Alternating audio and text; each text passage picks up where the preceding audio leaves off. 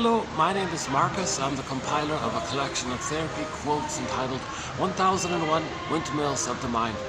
A collection of clear, sometimes exciting, informative usually, and usually these advanced self-help quotes can give somebody a little aha moment, a little recognition, something about themselves that they didn't know, now they know, and the insight facilitated that transition.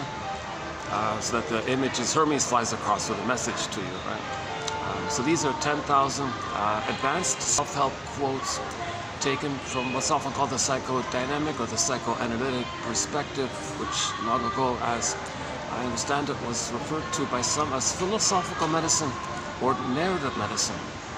Narrative medicine, if we can find our story. You see, if we don't know really our story, so to speak, that implies that there's something about us that's repressed. That implies there's trauma. And if there's early on trauma, that implies that our authentic self is not available to us. If our authentic self is not available to us, then the image in myths and fairy tales is that authentic self, which can be personified as Snow White, Miss Cora on the field, Iron John, Echo, Faithful John, any kind of character in the myth and fairy tale is personification of a representation or something that stands for a person's authentic self, their real self, their beingness, their authentic self. We're all born with a basic beingness, our sense of home within, our connection within, our sense of self, our embodiment, our ontological self, our beingness kind of thing. Okay, so in myths and fairy tales, when that sense of beingness for a person is unavailable to the person because of trauma, where the baby puts his soul, so to speak, into cold storage, like Snow White in the glass box. That's probably the most popular image. Snow White is in the glass box, and she's in a deep sleep, in a coma kind of thing. So that means Snow White means our beingness, our authentic self, our real self. We're born with that. It's not meant to be sleeping in a coma like that. That's a sign of trauma. It's meant to animate. It's meant to be alive. We're meant to be connected to it. But in the glass box, there's a barrier there. It's there, but you can see it's there, but it's unavailable and it's blocked like that. Maybe the second most popular image is Miss Cora. She's on the field. They made her Miss Cora in the Greek myth. Earth opens up, she gets pulled down into the underworld. So that she's unavailable now. She's lost in this other world called primary process mentation, primary thinking. This world, in Alice in Wonderland, they describe it as, the cat describes it as a madness there. Like Alice says, up is down, left is right. There's no conscious logic there. Things can flip, morph, twist. It's a different world there. It's called primary process mentation. So when Miss Cora gets pulled down, she's in that kind of other world like that. We live in two worlds, this primary world and secondary, regular world, called secondary mentation. You know, so it's unavailable. And the backdrop, when Miss Cora gets pulled down, the backdrop is the hell scene. Again, myths and fairy tales are metaphors for psychology. So the hell is a metaphor for the emotion of shame. When the baby loses, when baby believes his mother rejects him, he feels shame. That's his identity. His identity gets pulled down. The emotion associated with the loss of your identity is the emotion of shame. So the storytellers back then would create this fiery imagery in their storytelling and call it a hell scene. Okay, hell means shame. It's a metaphor for the emotion of shame. So when the child gets pulled down, you see the backdrop is shame. We feel like that, how we feel. Okay, myths and fairy tales are true on the inside, not on the outside. They're true on the inside. They describe trauma. They describe psychological trauma. Okay, and we could also say that who pulled Miss Cora down? That pulling down phenomenon is called repression. But we did see a character kind of pull it down. That seems to be the storyteller's way of saying that when the baby's enraged at the mother, he morphs an image of the mother in his mind as the guy with the horns, or the Cyclops, or the Boar Queen, or the witch that was in Hansel and Gretel, any kind of frightening oral rage kind of character, and that's sort of the cause of it. So we condense it. The cause, the repression, the pulling, the cause, the guy with the horns, okay, metaphor for the baby's enraged.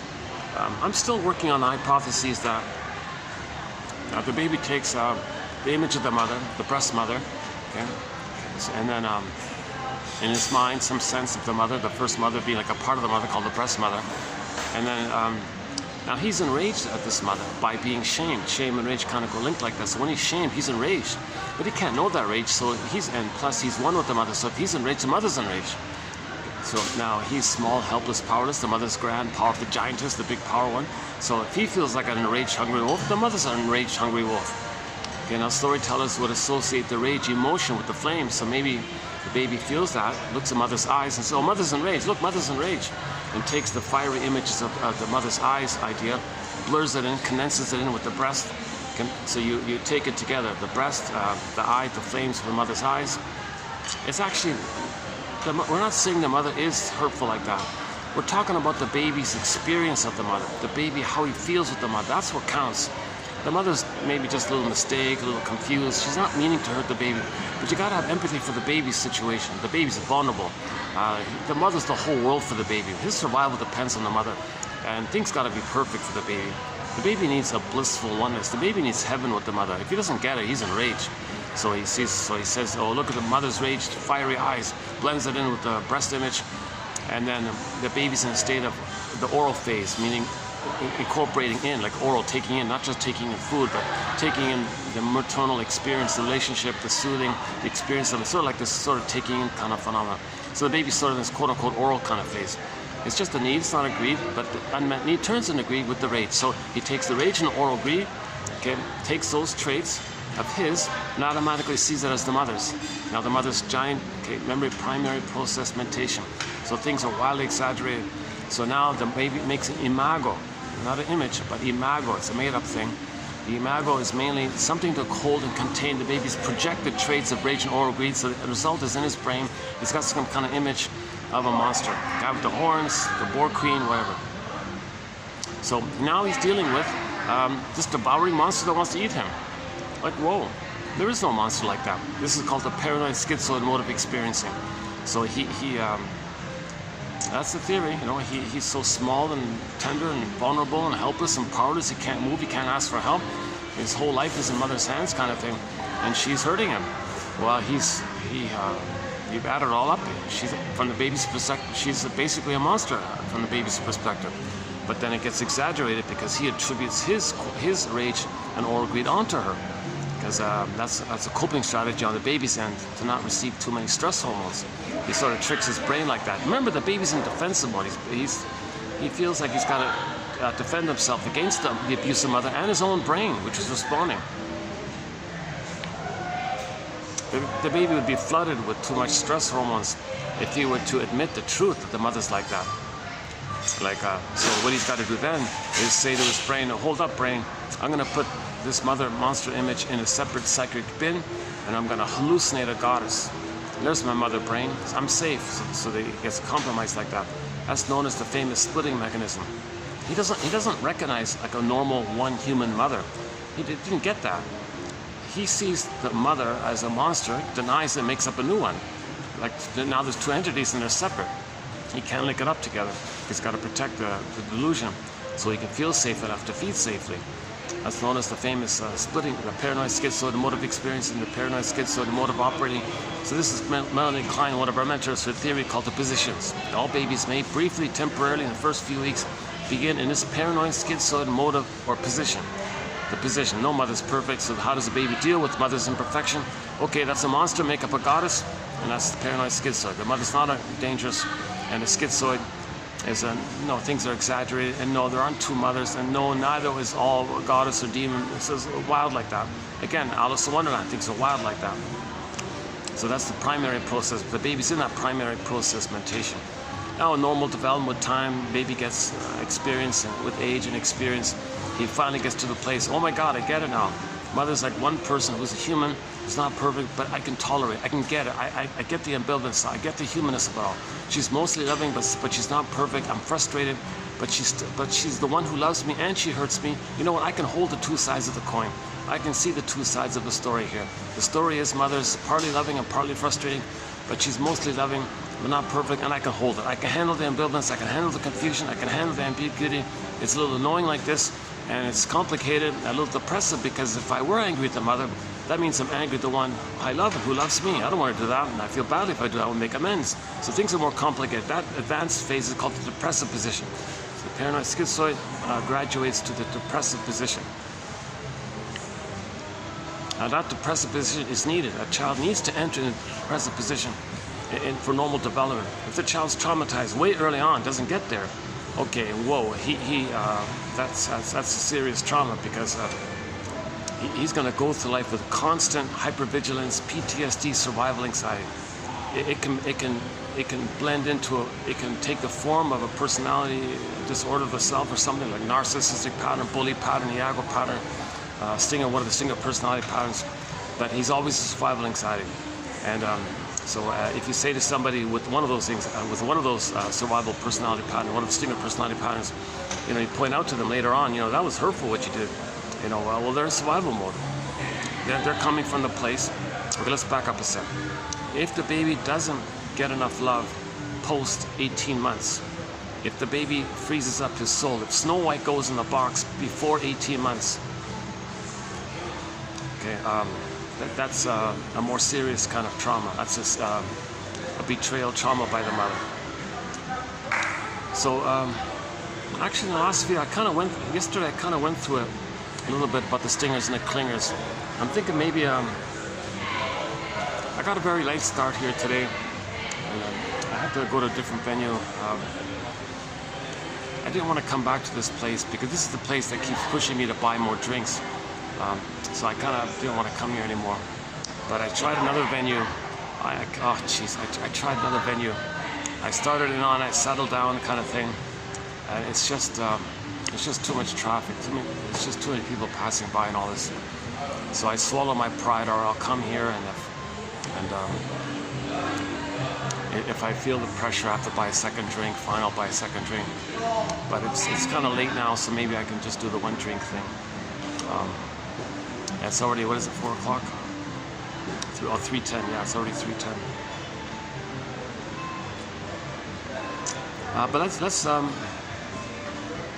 let's clarify it. By the way, yeah, no, I'm not on a spaceship. Just lights on the ceiling like that. I'm not on a spaceship. Just a little joke.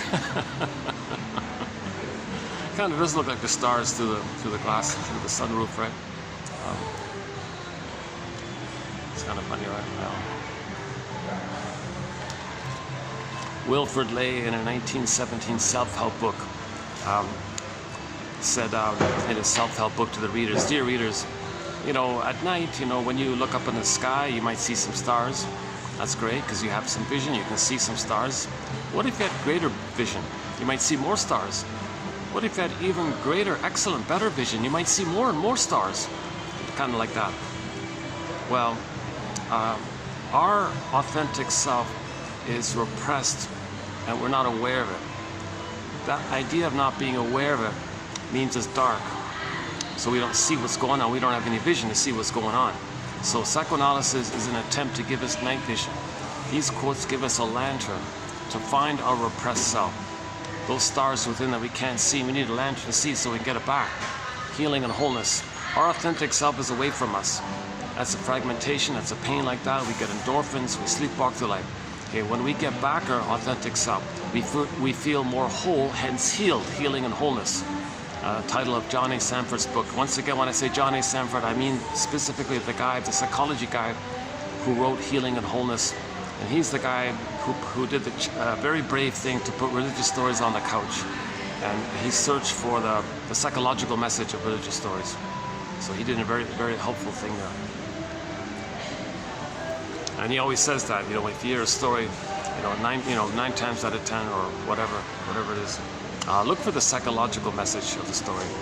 He treats religious stories sort of in the same spirit as putting myths and fairy tales on the couch. That myths, fairy tales, and your actual dreams when you wake up, and most religious stories, they all come from this primary process mentation. The pictorial, the wildly exaggerated kind of things, the wild stuff. Okay, that's primary process mentation. Okay, primary process mentation, the stories that reflect that are trying to let us know about the trauma, trying to validate the trauma so we can see the trauma, know the trauma. And the motifs in these stories, okay, the motifs in the stories, these fairy tales, religious stories, and your night dream, your dreams when you wake up, the motifs are the same all around the world for all people. Okay, splitting, repression, okay, morphing, and the images the baby makes of his mother.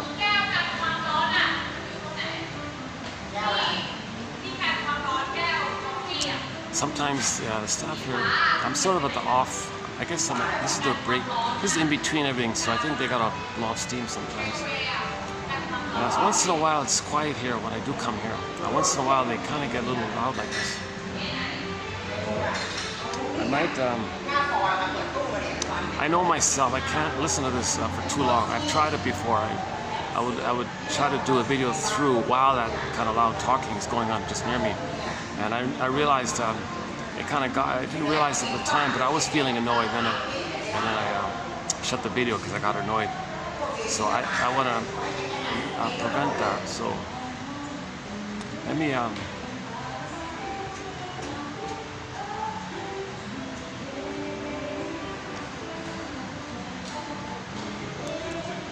I guess all workplaces have the recreation of everybody's dysfunctional families.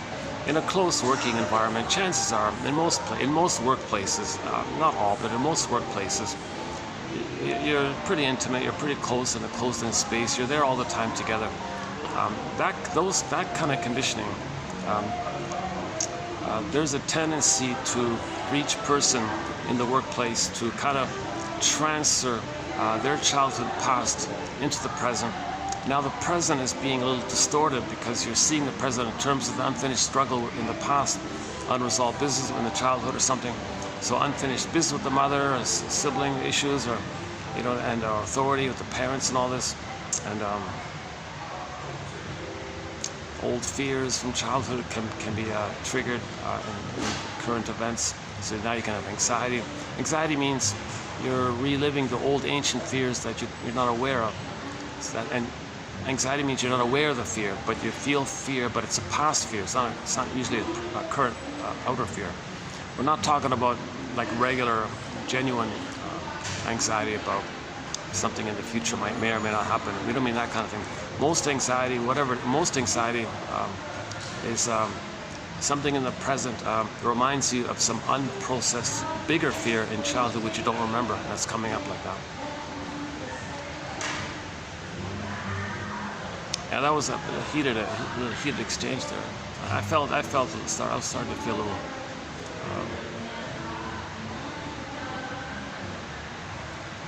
Yeah, if I hear a quarrel like that, maybe it reminds me of some old childhood fears on my end. Yeah. Luckily, I was just about to stand up and it stopped. I was just about to leave when it stopped.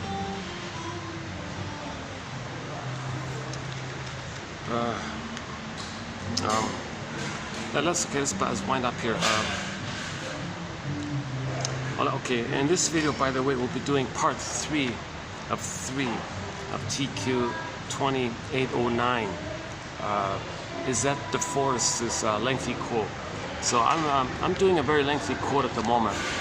This is actually the longest quote in our collection. I've never done anything like this before. It's a complete chapter.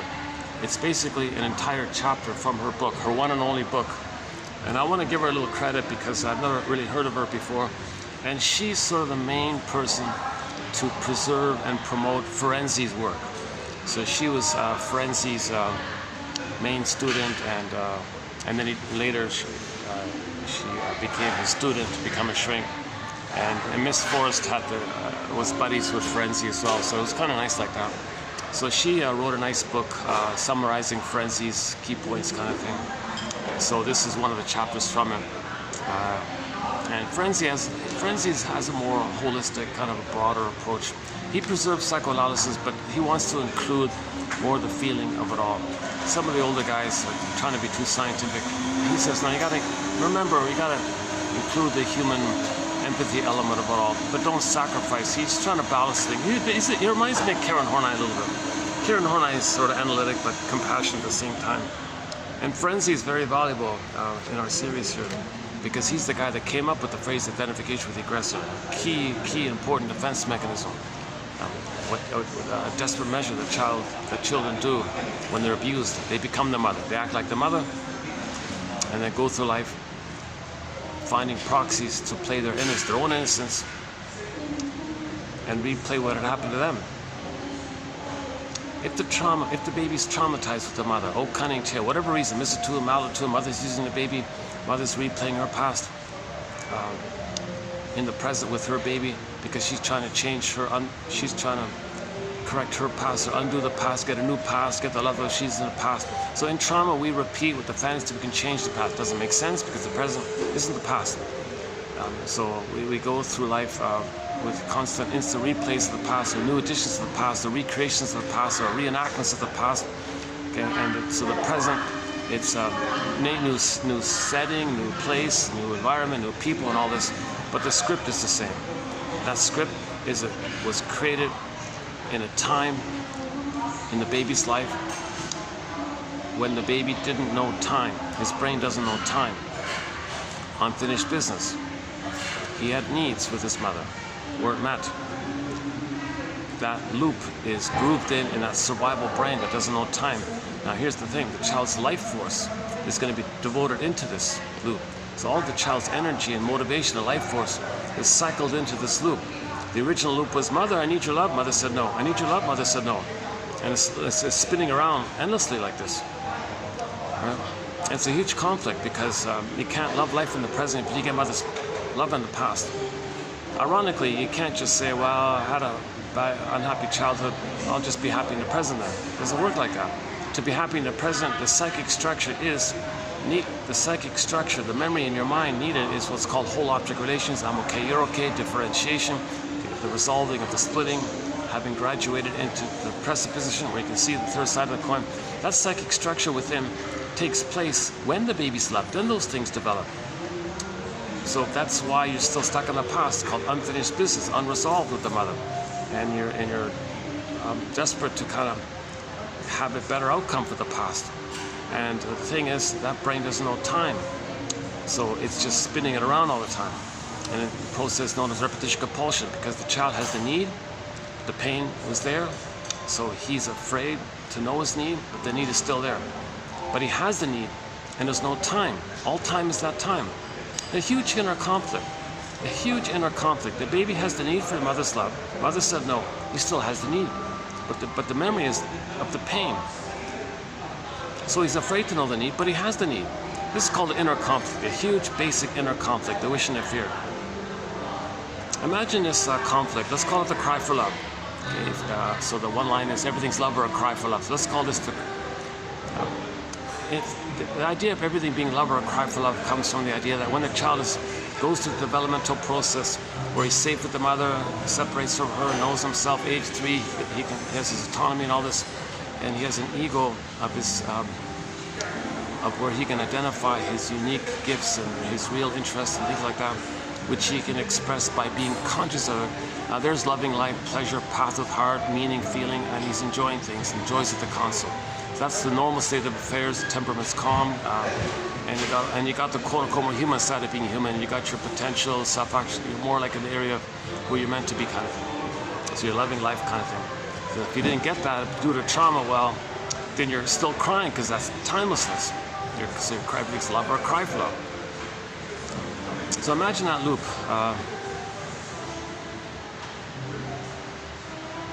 I have no right to complain about background conversations because I'm the one talking. But when I started, it was quiet. I might have to move after a whole listen.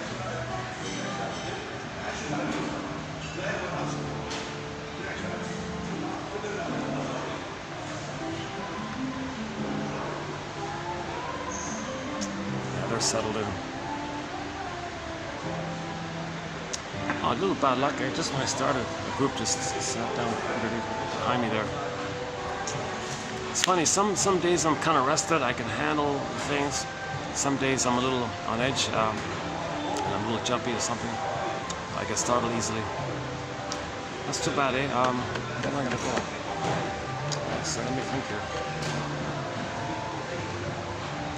I haven't fully cooled off yet. I'm still kind of sweating here.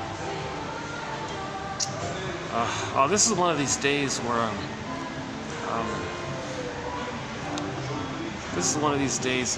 some days you get lucky and things go smoothly. Some days, like today,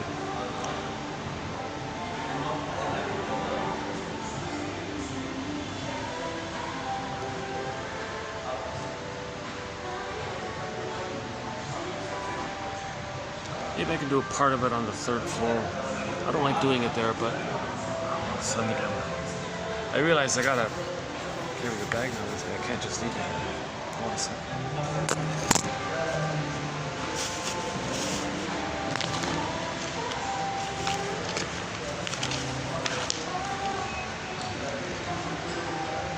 By the way, for the price of half a coffee, one can get this encyclopedia.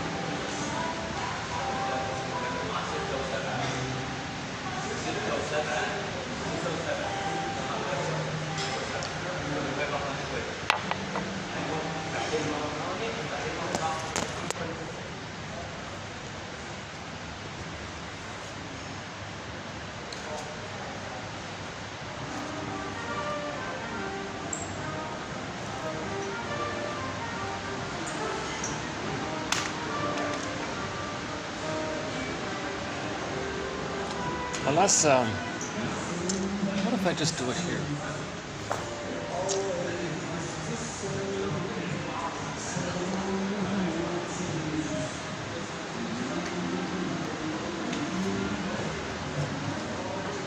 Certain tones of voices, certain sort of angry, booming kind of voices, kind of a little bit get on my nerves after a while.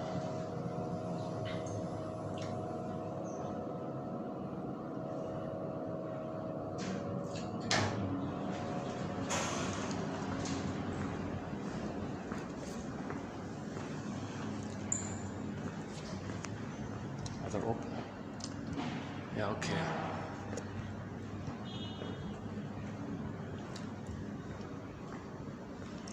I should. Oh, the party there. Oh, they're just sort of resting there. Yeah, okay, let's hang out here for a bit, anyways. Let's do this.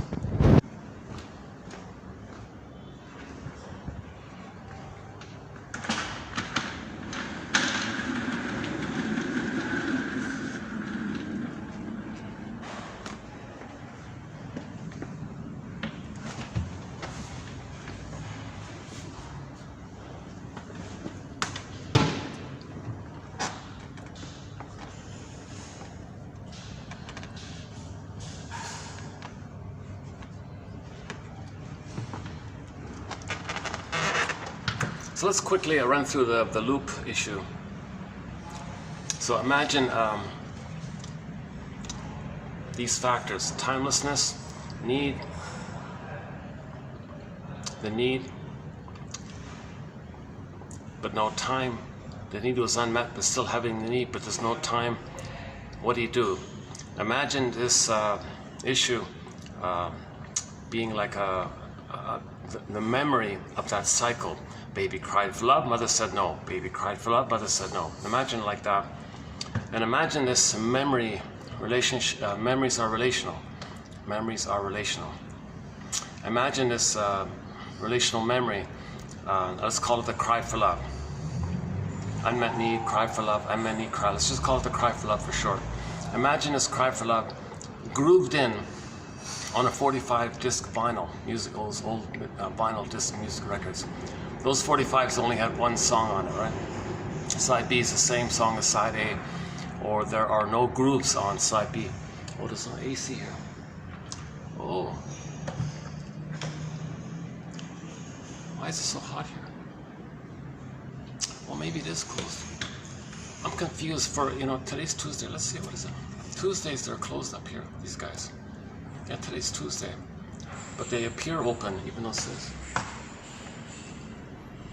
I'm not sure if they're open or closed, but traditionally these guys, they're closed. That's their day off on Tuesday. So,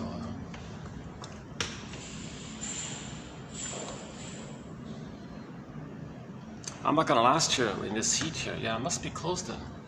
It would make sense for it to be open if the AC is off.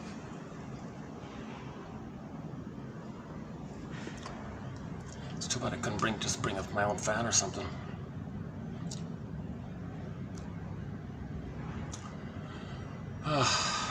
Okay, imagine this memory being grouped then on a 45 disc record. It's just one song. Okay, so this is one line says, neurosis is the petrification of an inner conflict that's repressed. So this inner conflict is repressed. It's like a set, grooved-in thing. Okay, it's imprinted, it's stenciled in, etched in the brain. Okay, there's even a name for the chemicals that kind of seal in that memory. And your energy is feeling into it. Your life force energy is feeling, kind of like the engine, providing the fuel and the engine and the machinery for it. Yeah, it's like doing it like this, right? That's called unconscious motivation. Humanity's third narcissistic injury, the fact that we may be driven by forces that we're not aware of. Well, the force is here. Your life force is driven into that cycle, that old painful memory with the frustrating mother. I'm not blaming her, we're trying to understand that she may have had a reason for failing to meet her needs, her motherly needs. She must have a very good reason why she couldn't meet her baby's needs. Okay, so that's called the old cunning tale, so there's a separate category there.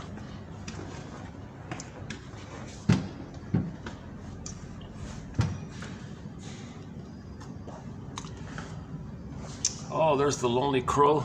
Yeah.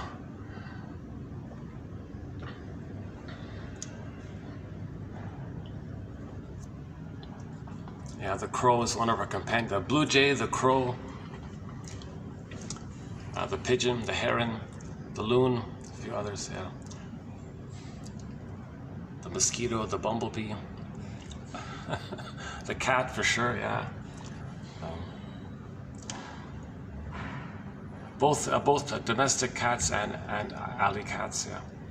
Outdoor alley cats, wild cats, stray cats, and home cats, yeah. Just cats. We have like some companion beverages. We've got a whole amazing soundtrack. We've got 23 awards, Golden Windmills of the Mind awards issued to various multimedia books and books and films and so on. So yeah, once again, we have 10,000 quotes in our encyclopedia, roughly 60 chapters. The quotes are clear, written by doctors, soul doctors. 90% of them are written by medical doctors who specialize in the talking cure, the humanistic talking cure. Okay, many medical doctors got tired of playing whack-a-mole with people's symptoms because the symptoms are a continuation of the baby's screams and cries to the mother. First, the baby was crying and screaming to the mother. Mother shamed him. The energy went inward to the body, to some organ or organ system or something in the body. Then that part of the body was overwhelmed. Then it led to a symptom. So you can interpret the symptom as a continuation of that cry. It just got diverted. It went underground and covert like that. So it was overt, it was natural, it was normal, relational like that. Okay, mother shamed him. Mother said, I don't know what you want, baby. I don't know what you need. Okay, mother gaslit the baby, unavailable for the baby. So the baby felt shamed for expressing his needs and feelings. Mother said, I'm gonna withdraw. I'm gonna leave you if you keep crying like this. You're bothering me. So she punished it so that it goes inward to the body, somewhere in the body system. Any pick, it doesn't matter which one. And then that organ will have a problem. Now that malfunction of the organ like this is called a psychosomatic symptom because it's the leap between mind and body. Okay, the emotion to the body. So the emotions went to the body. So the body bears the burden. The body keeps score. Every body tells a story. So okay. So now the symptom, the psychosomatic symptom, is continuing the relational cry and scream to the mother. But it's kind of quiet like that. It's just the body is doing it. So the person goes to the doctor. Doctor, help! I got a symptom. He doesn't say to you, oh well, that's a continuation of your cries and screams to your mother. It went underground, went to the body, now it's coming out that way. What do I do with that? Well, the doctor plays whack-a-mole. He hits it with a procedure or something. So he doesn't interpret it. He doesn't tell you that your psychosomatic symptoms are in emotional communication. They're trying to tell you something. For example, John E. Sarno wrote 4 books on the basic message that back pain and tension and all this means as a baby, you were enraged at your mother. That rage went inward to the back, led to tension, hypertension, body tension, tension in the body like this. Yeah, so he's a medical doctor, and he wrote 4 books trying to tell people. He even tried to change the curriculum. He actually he made an effort to change the curriculum, the medical curriculum, to tell doctors You know, these symptoms you're dealing with, they're emotional communications. First, the communication was direct with the mother, but mother shamed it, went to the body, now it goes to the symptom like that. So can you at least notice that? What you do afterwards is up to you, but at least can you at least know this basic point like this? A good quote in this area is Capex. Go to the Capex. About maybe 2 months ago. It's in our collection here. So psychosomatic symptoms reveal the emotional issue and conceal it. Kind of like a compromise like that. They call it conversion. Just as water converts to ice. So take the image of water converting to ice. So the emotions that can't flow go to the body somewhere and it's hardened like that. Now this symptom is revealing the emotional issue and it's blocked like that, so it's concealing it and you're not clear what does it mean. So it reveals and conceals the emotional issue. And Sarno makes the added point that what a lot of people do is they get the physical symptom and say, oh, that's the problem, that's the cause, that's the symptom. No, that's just the cause. Once I get rid of the symptom, I'll be normal again. No, that's symptom. You're playing whack-a-mole with your symptoms. And the repressed emotions just get diverted in some other way. You'll get sick in some other way. Well, anyways, for the time being, they feel some relief like that. They're just buying time, but the body will send you its bill later on kind of thing. It'll be usually it's worse kind of thing. So what Sarno was saying, a lot of people take the symptom and then use it as an opportunity to avoid why the symptom is there by saying the symptom is the cause. No, the symptom's the cause. No, the symptom's not the symptom of something else. The symptom is the cause. No, the symptom is the symptom of something else. I don't want to look at the something else. I just want to focus on the symptom. So they use their symptoms and put all of their attention kind of like a straw man argument or like a red herring argument. They just want to focus on something they can deal with. They can't deal with what caused it. They don't have the knowledge and the attitude yet to sit in a circle and create a safe space and free associate. They don't have that kind of ritual that developed or something. So that's what these quotes are for, to make us aware of something that we might be able to do to heal ourselves. Grief is healed when it's witnessed by a caring other. When you feel safe with somebody, you free associate. And when you free associate, you're getting your story, validating, now when you validate, you're getting a self-identity. When you get a self-identity, you're unblending from the mesh with the mother. Now you're getting a self-identity. Sadness appears. Sadness appears with your identity. Mourning process, then you start. Okay, the past event is captured and given a time and a place.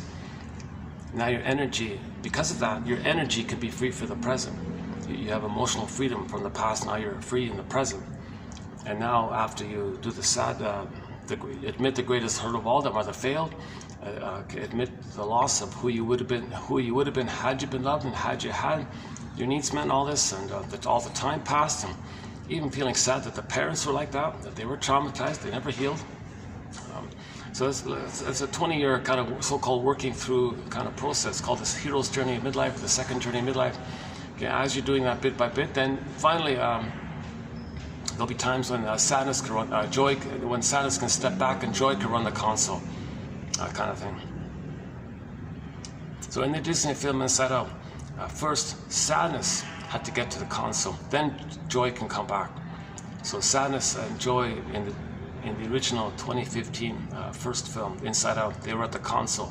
They got zooped away because of the needs weren't met. They got zooped away, the angers of the console. So in the Disney film Inside Out, you don't want poor Riley to live her whole life anger, fear, and disgust all the time. Where's the joy? Where's the sadness? Where's the human side of being human? You're always in reactivity of constant survival, hypervigilance, and either or thinking. You're not really loving life or you're not enjoying the present because joy was bottled away. So you want to get joy back. So finally, at the end of the film, joy and sadness came back. But the condition was sadness had to run the console. Then joy can come back to the console.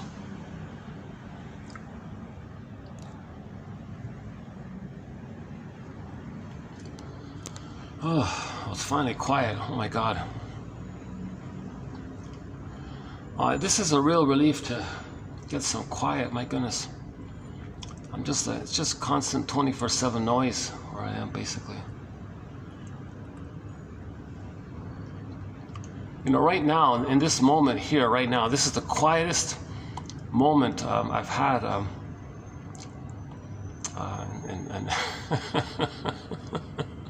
in a long time.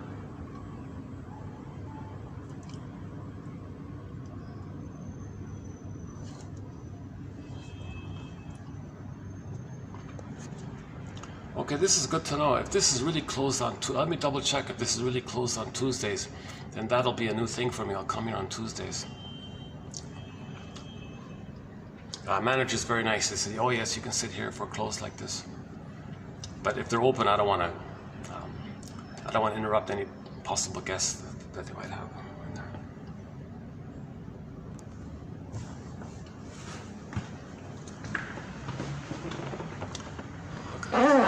Oh, no, the plastic chairs rubbing on the wall there.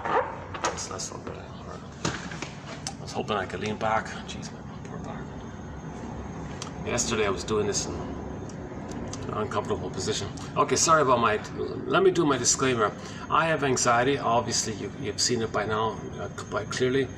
I have anxiety with all my ums and ahs and stops and starts and self-corrections and meanderings and not speaking kind of calmly or smoothly like this.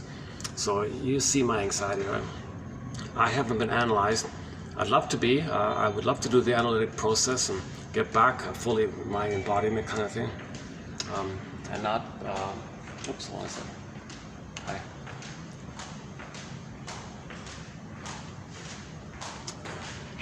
Some of the staff passing by, all right.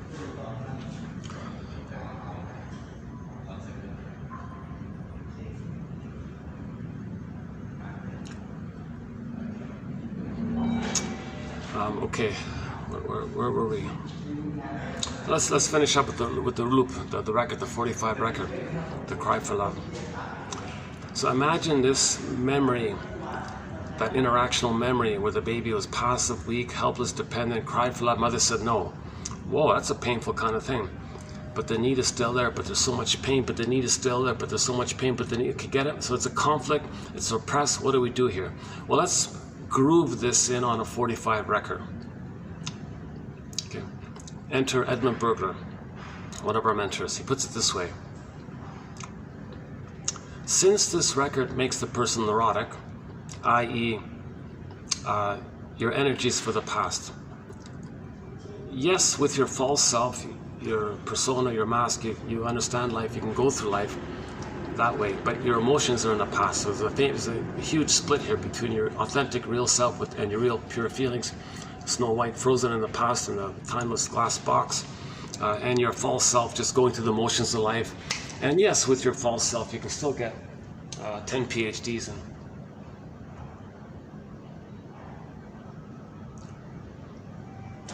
I just want to make sure I'm not. Let me double check there's no meeting. Oh yeah, I forgot about that. Let me double check that there's no meeting in there, because that way I'll know I'm not bothering anybody. Hold on a sec. Let me just do a little eavesdropping here, make sure I'm not bothering anybody. Okay, we're good there.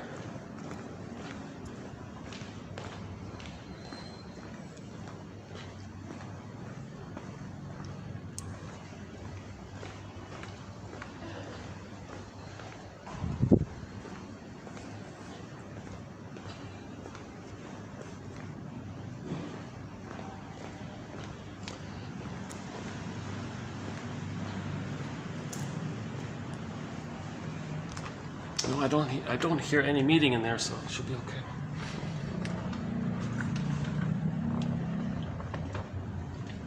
Oh, geez, these chairs are very uncomfortable. Yeah.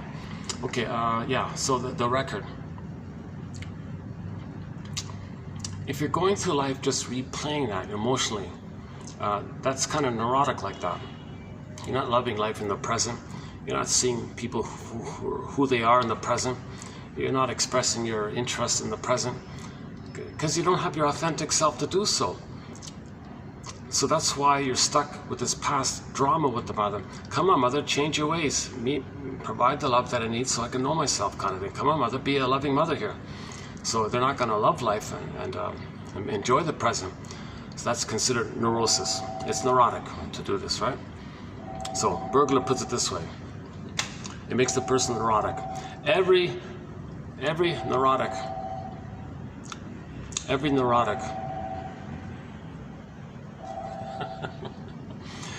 neurotic is a music, it's a metaphor.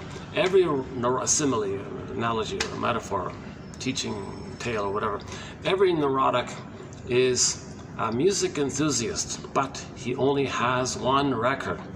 This record that we're talking about, this cry for love, this memory loop record, he only has this 145. He carries it with him everywhere he goes. All the time he carries it with him. And then every time he sees a turntable, a record player, a Victrola player, a phonograph, okay, with never-ending fiery ardor, he says, he runs to the turntable, looks for the plug, plugs it in, puts the disc, the 45, on the turntable, looks for the power switch, turns the thing on, picks up, now the thing's rotating, picks up the needle, moves it over to the beginning part carefully, gently puts it down. You hear the scratches and the scratches, this little scratches there, and he's going to play that tune. That cry for love will be played. Meaning in the present, in new situations, new place, new situation, new job, new interaction, new relationship, new whatever, in new situations, he's going to stage, okay, someone called like a melodrama, like a psychodrama. He's going to reenact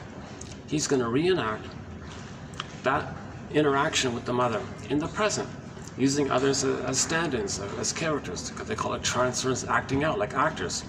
You can find others to play you. You can find others to play your mother. Okay, you're gonna act the thing. So new situation. Okay, you're gonna act that thing. You're gonna recreate something that represents the past, so that your emotions, so that you can either say you're going to transfer your past emotions into that present psychodrama, or you just zoom the present psychodrama to the past.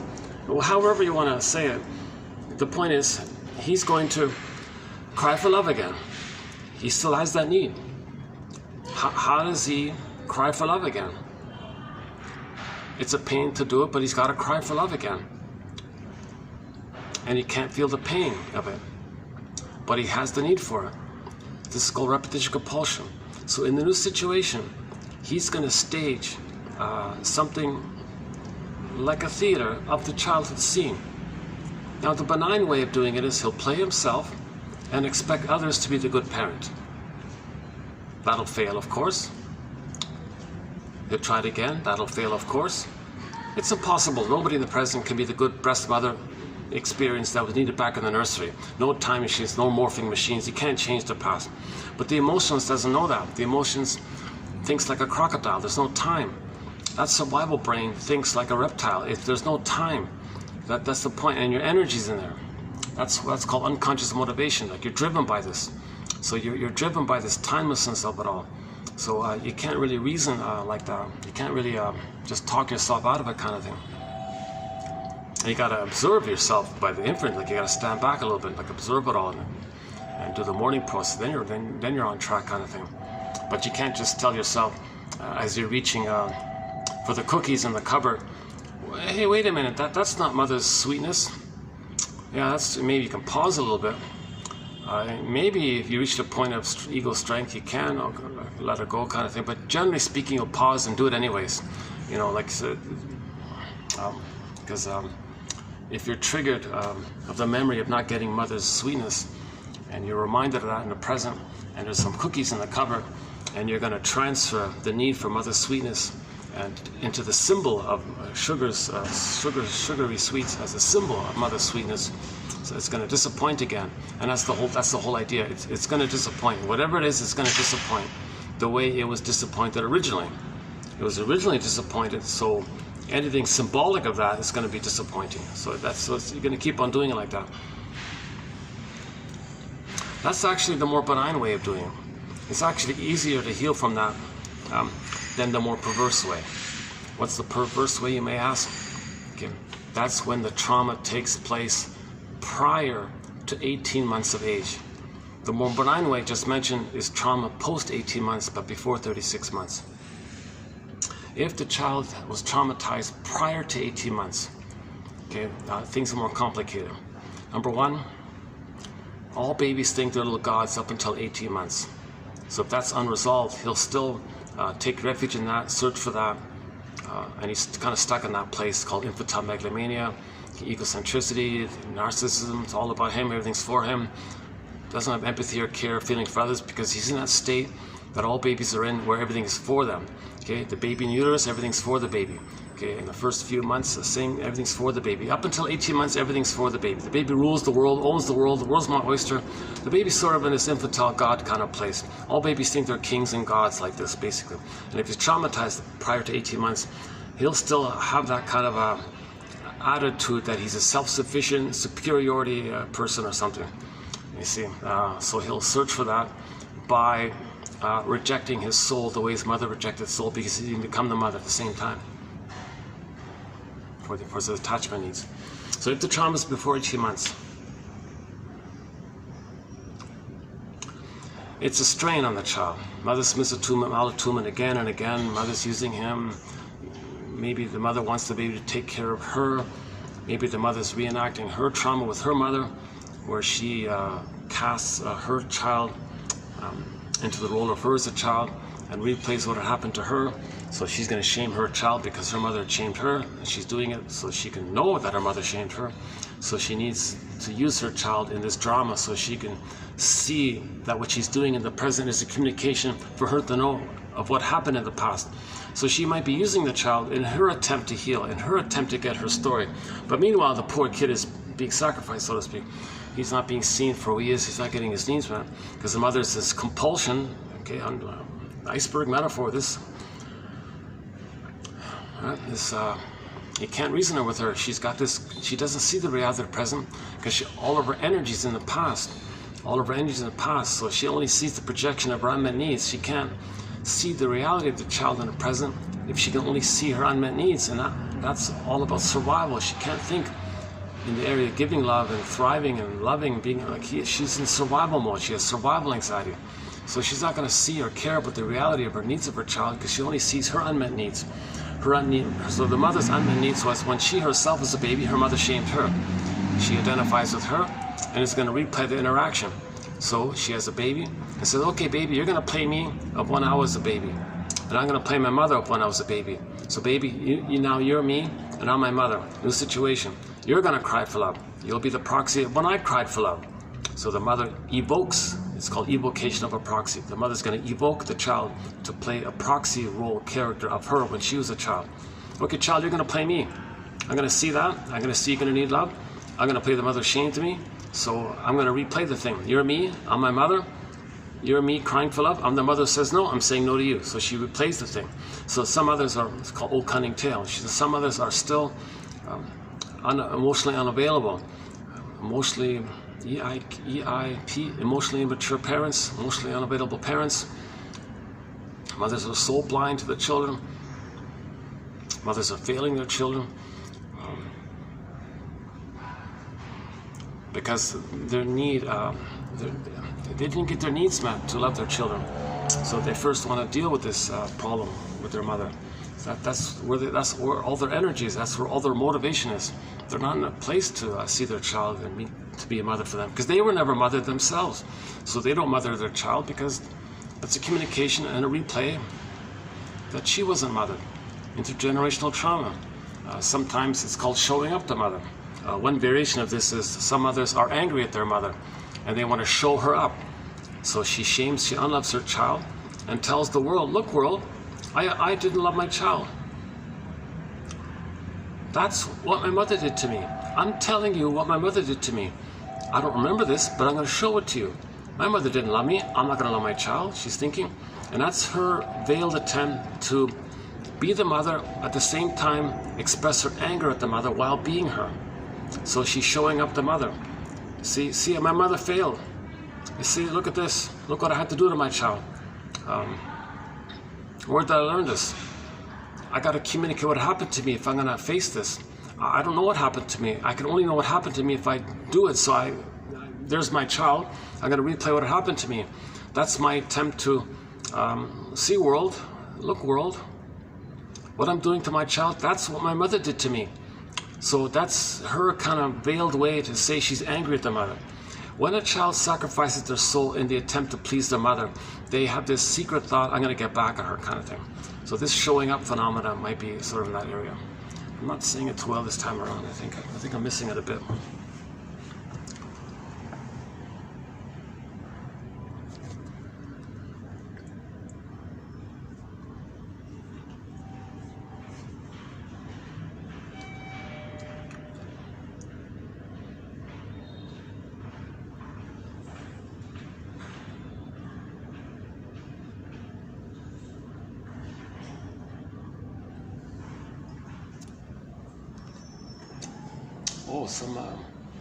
Oh, some guests are sitting at the other end. Okay, let me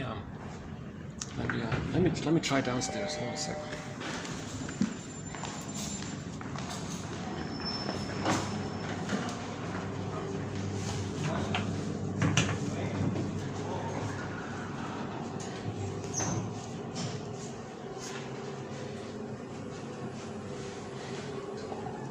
Okay, so we're posting this in the year of 2024. April. Let's see. Oh, it's cool here. All right.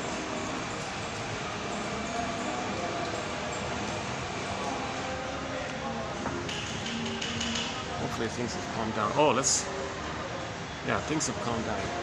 Hopefully. Oh, it's much nicer. Yeah, back to the spaceship. I'm a spaceship superstar. That song is not on our soundtrack, but Ron Tabak, the singer, he's one of our musical voices. He was the lead singer of a classic rock band called Prism, and that's one of their songs. I'm a spaceship superstar. Forgot about that, yeah. But we have his song. What do we have on it? Soul Surgery. Yeah, Cry for Love. I Need Soul Surgery. Turned out to be a cover of April Wine's song. What else? Is Virginia on there? Do we have Virginia? Virginia? Just a fun song. Wait a minute, we've got 2 or 3 of his songs. Hang on, Soul Surgery. Oh, let me back. Yeah, it's been a while. Let me check on that. But he was a very good singer. In the 70s, basically in the 70s.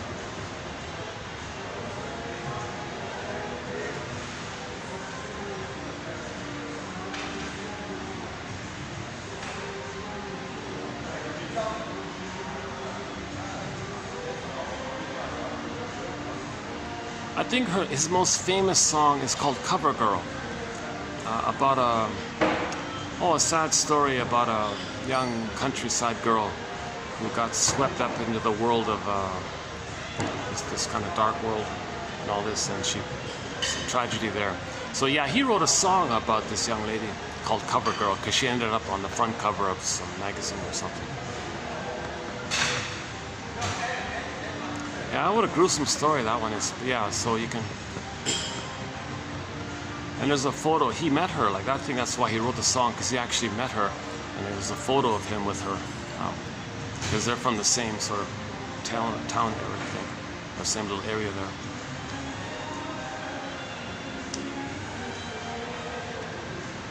What am I missing? Oh my god. 50 cities in a jet plane. Hang on. Coming home. Nickels and dimes? No, that's not on there. Oh, Jesus Christ. Oh my god. I'm having a bit of a little small block here.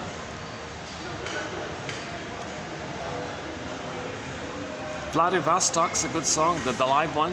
Vladivostok. About how cold it was and all this. Soul Surgery.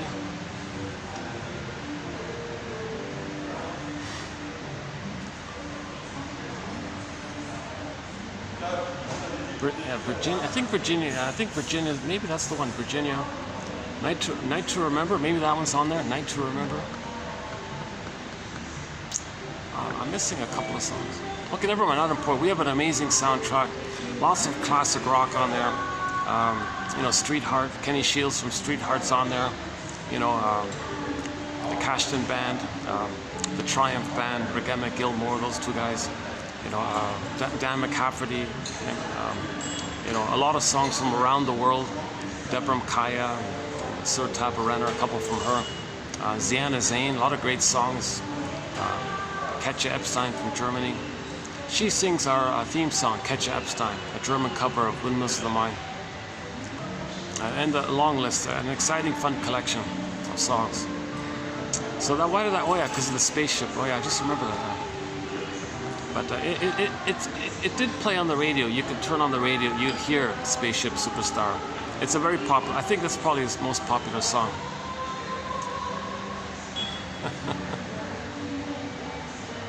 It's just a sort of a teenager's fun, just sort of a teenager fun kind of song, I guess.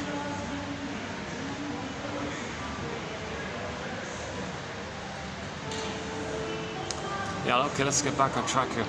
So let's go back to, speaking of songs, so let's go back to the song, The Cry for Love. If the person was traumatized prior to 18 months, when they cry for love, it's very complicated.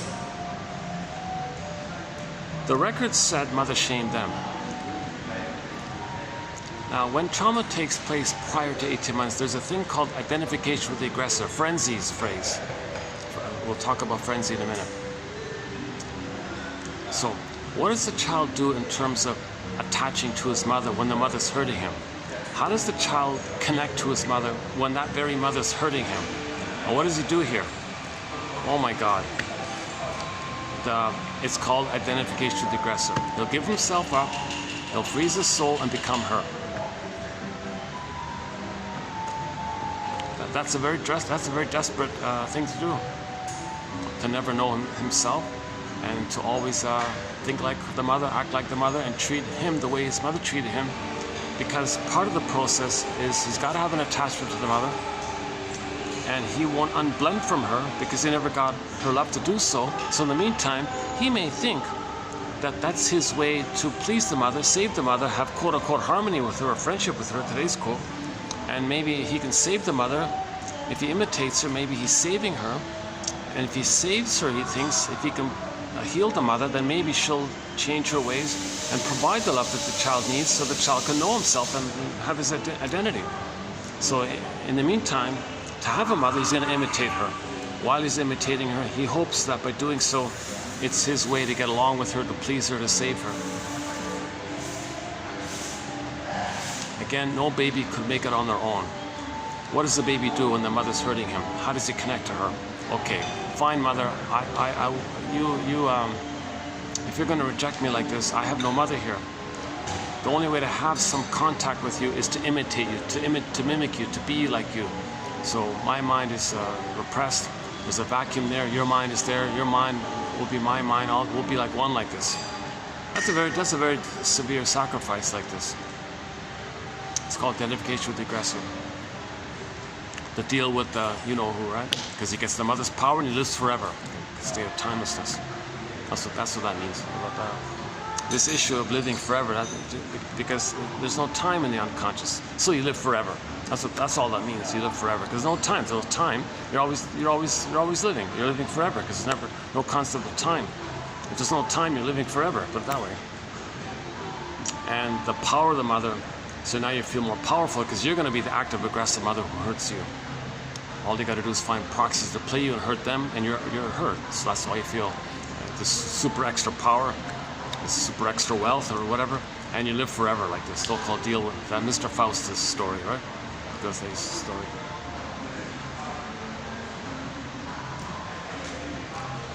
So this issue, part of this issue of identification with the aggressor is Fairbairn slime. The more the mother's love is unavailable, the more the mother's love is unavailable, the more that child is going to look for it, stick to him. Where are you, mother? Where are you, mother? Mother's hurting him. No, but where's the good mother?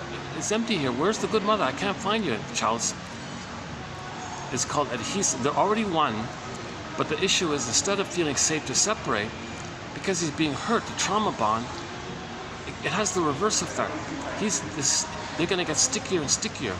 So he's going to get caught in the tar pit of a negative symbiosis while he's searching closer and closer, getting tighter and tighter. Where's my real mother? Where's my loving mother? Hurting him. Ouch. So searches inward like, where are you, mother? Ouch. Every time he's ouched by the mother, he's trying harder to find her. And it gets to a point where this pain, this ickiness, this stickiness, the jargon is adhesiveness, like crazy glue like this, at some point he can't take it anymore. If he can't take it anymore, he crosses over, so to speak, makes that deal, right? He becomes her. That means he won't know himself. If he becomes her, he's got to mimic her. What did she do? She shamed him. So to have her, he's got to shame himself. Now what does he do? To have a mother, he's got to shame himself the way his mother shamed him. What does he do? Enter proxies and scapegoats.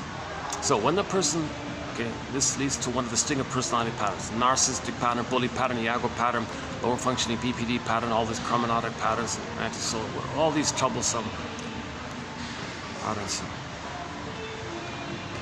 Okay, so it leads to one of the stinger personality patterns. So if somebody developed one of the stinger personality patterns, okay, if trauma took place before 18 months, okay, and he has that record, new situation, he plays that record, how is that going to work now? The record said mother shamed him, but he identified with her. So he's going to shame himself. But it was so painful to experience that, so he became her. Because of that, I was going to continue to do that. How's that going to work? Now what does he do? Now he does another desperate, extreme, desperate, perverse, psychotic, deluded. He's so-called survival anxiety, to say the least. He's in psychotic anxiety. I don't know, psychotic, persecutory. I think the Melanie Klein calls it persecutory anxiety or something. So he does another desperate thing. In the new situation, someone else, in his imagination, will be him. That'll distract him of him being him. Someone else will be him. So, when he plays the record, mother shamed him, the behavior is, he will relive mother shaming him because he is her, but he'll distract himself from the pain of it when he shames someone else. So he'll actually, evocation of a proxy, he'll see someone else, a non-threatening substitute other, or whoever's in front of him, or whoever's there, whatever, new situation, new interaction, whatever it is, or maybe all people, I don't know, but he needs to see, okay, he's going to invent an identity for someone. He'll say, okay, you're no good, you're defective, you're no good, you're unlovable, you're needy, you need love, you cry for love. So in the new situation, evocation of a proxy.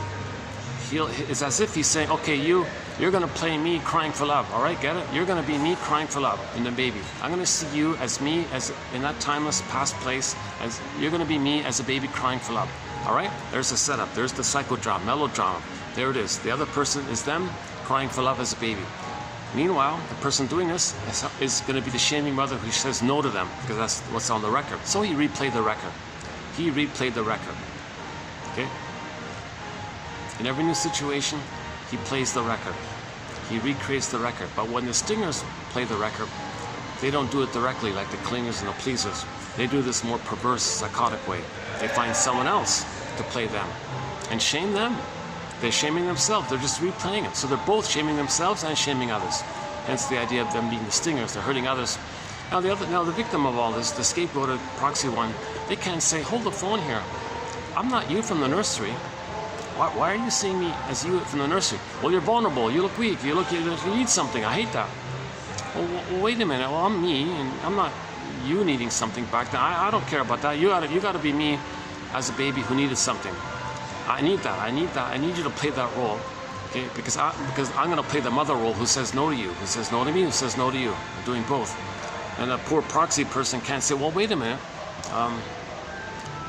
Can't you see that I'm whoever I am, it's my life and all that. I'm not you. Can't you differentiate? I'm sorry, I can't do that. I gotta see you as me as a baby.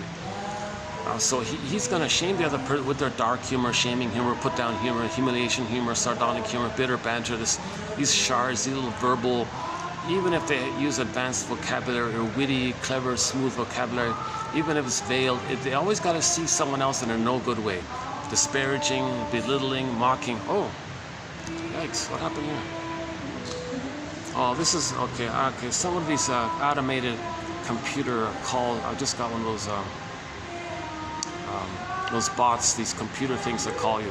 I don't answer them anymore because, well, first of all, I can't do it when I can't hit the decline button because the camera shuts off. And in the past, when I didn't know about it and answered it, there'd be this long pause. Hello, hello, and like a pause like that. And click, click. Oh, yeah, you'll hear some kind of recording. Oh my God. So.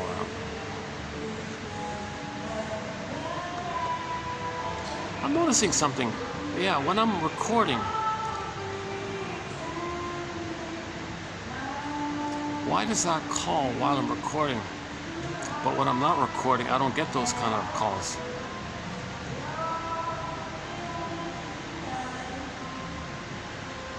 It usually, chances are, like 9 times out of 10, when I get these computer fake sales calls or whatever, it takes place when I'm on the phone.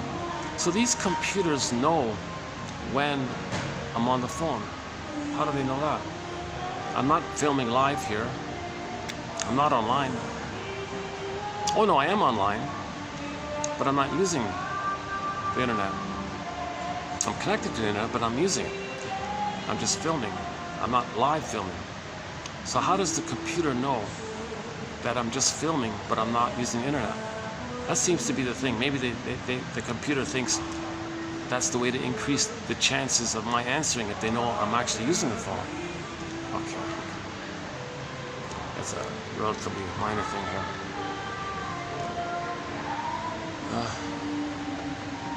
Hold on a second.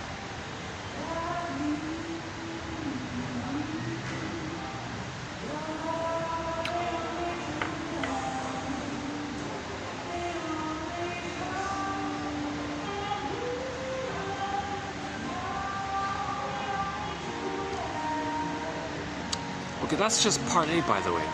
That's just part A. The question is, how does a person be the mother but still continue the battle with her if they are her? How does that work? Remember, there's still this timeless battle to get the mother to change her ways. But they are her who does the shaming. So how do you be the mother and then fight with her if you are her? How does that work? Enter proxies. Okay, so in the part A, the other person played you and you're the shaming mother. So you shamed yourself. You see yourself in the proxy, so you shame the proxy. That's you shaming yourself. And then Alice in Wonderland. Hocus pocus, auto-hypnosis, double focus, up is down, left is right. Alice in Wonderland, primary post-expectation, things flip-flop. It's mad in there, the cat says. In this Alice in Wonderland fairy tale magical poofing thing, the one you just shamed in the present, who played you in the nursery, poof, you'll morph it and see the person, the proxy now, in another role. Proxy now, thank you for playing me as a baby. Now I'm going to see you as my mother who hurt me, and I'm going to play me fighting with you. And the proxy is saying, hold the phone here. I'm not your mother who hurt you back in the nursery. I can't see that. I don't register that. I'm going to mock you for saying that. He's got to play that drama with the mother, so he can't see the reality of the present. He can't see the reality of the present. He can only see the past trauma with the mother. That's all he sees. His emotions is in that timeless past kind of place. You can't reason like that. That's what Janop means. You can't talk logic with a lizard or something. And they'll mock you. And people in survival anxiety, they do a thing called the BPD amalgam. James Grotstein calls it the BPD amalgam. Psychotically neurotic or neurotically psychotic. If you try to point something out to a person with a stinger personality pattern, they do what's called Hall of Mirrors, House of Mirrors. There, is it there, is it there? Catch me if you can, now you see me, now you don't. Flip, flip. They'll blame, accuse, twist, blame you, accuse you, deny, forget, pretend to forget, actually forget, distract, blame you, find your weakness and attack, criticize you, find your sensitive open wound, pour salt on it, distract, blame, accuse. They can't be vulnerable, they can't admit the truth, they can't see reality because they're in survival mode.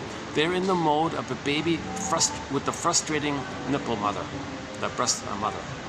The breast mother is the nipple and the breast. Put it together, it's the breast mother. The baby doesn't see the mother like as a full human, full mother person.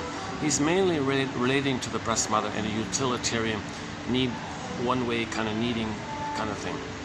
Yes, he communicates out his needs and the mother responds. Yes, there's a two there, but it's only about the giving is by the mother. The child is not supposed to feed or nourish the mother. The baby's meant to receive the nourishment by the mother. So he's just sort of in that survival area, and he needs that. Now imagine that. Imagine if the baby is angry at the mother and the baby bites the mother's nipple. He has no concept that the mother might be in pain. It doesn't register. He's in survival. Come on, mother, I need your nourishment. I need your safety. I need your attunement. I need like a blissful, safe oneness with you. I need a connection, a proper, normal, safe connection with you. And you're doing these awful things with me. So I'm enraged like this. Oh, baby, you hurt your mother. Oh, seriously? He's not there yet. He's in survival anxiety with the rage at his mother like that. So that's sort of where they're coming from. Where's the? What a second. Okay, walk by. Okay. Oh, there's the manager who was pushing the staff to tell me to get him to buy more drinks and all that. So I think he didn't. So I haven't been here like in 2-3 weeks, I think. So he just came in an elevator. He saw me, had this little startled look. Oh, he's back. Oh, nuts or something. I thought we got rid of him by pushing him to buy more drinks. But I'm in a reasonable time zone. I'm doing this between 3 and let's say 6. So I think I should. That's fair, right? If I buy one drink and sit for 3 hours, that's a reasonable period of time, right? But apparently he's. I think it's just an excuse. For some reason, he doesn't like the idea of maybe me sitting here talking or something. They're just he's talking with his colleague just beside me there. Maybe debating, should we kick him out formally, or what are we going to do here? He's back.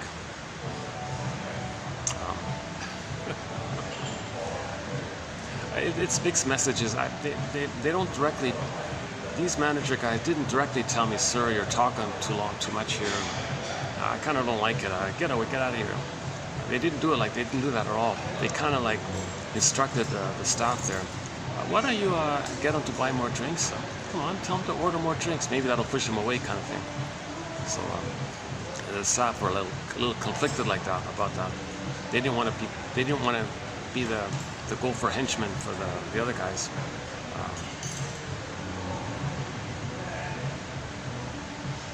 They're nice. The regular staff's nice. So they were kind of telling me they feel uncomfortable with being in the middle like this.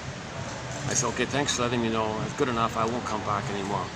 So that was my plan. I wasn't going to come back because of this. I didn't want to put the local staff in that awkward position like this.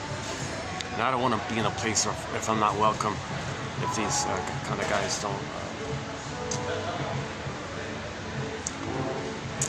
are not comfortable with me doing this. And I certainly don't want to be in a place where I'm not really welcome. I want to go to a venue where they don't have to know my name. It doesn't have to be the Cheers bar.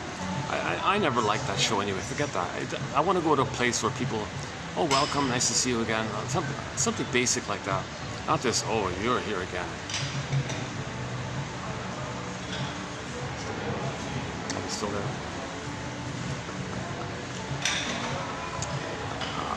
Should I leave? Well, he was startled when he saw me when he came up the elevator. They were a little, oh, he's back.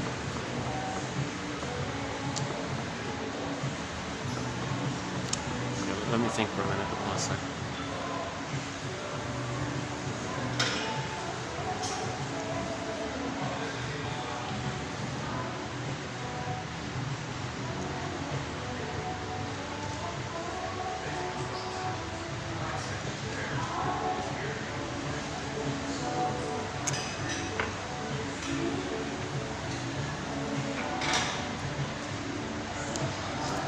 Well, it might be a non-verbal communication. They're just like standing near me, having their chat. Maybe is it a non-verbal communication? Let's make you uncomfortable a little bit. will stand near you and have a conversation. Is it that, or is it just innocent, otherwise innocent? Or, problem is, this is like the last ditch place to go to.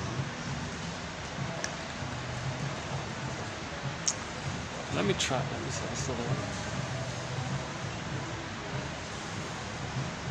It's still there.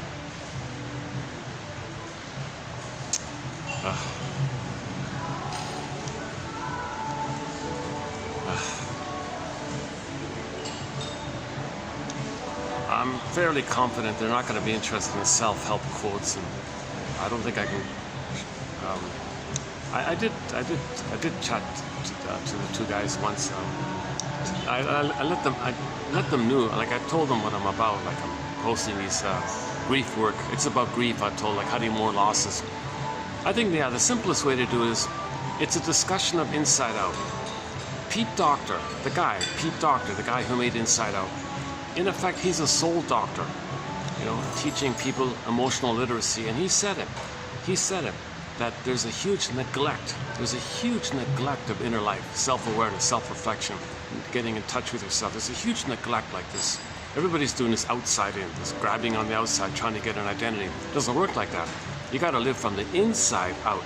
You got to have an inside, and from your inside, your outer doing comes from the connection to your beingness of your inside. So you live from an inside out mode.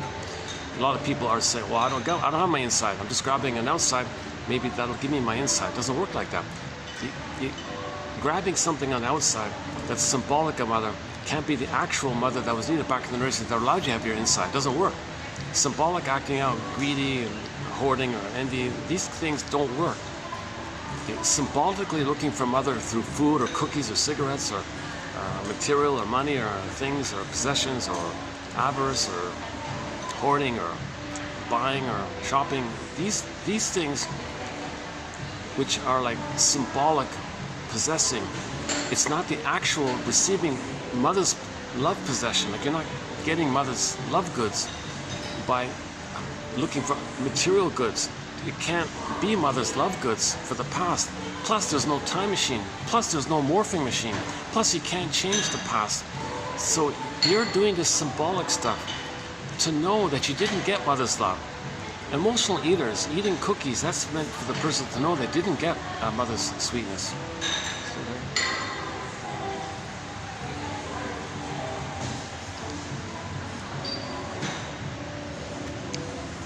Let me just directly confront them and say, look guys, level with me. Can I come here or not? Like, are you gonna? See, they're being a little passive aggressive, right?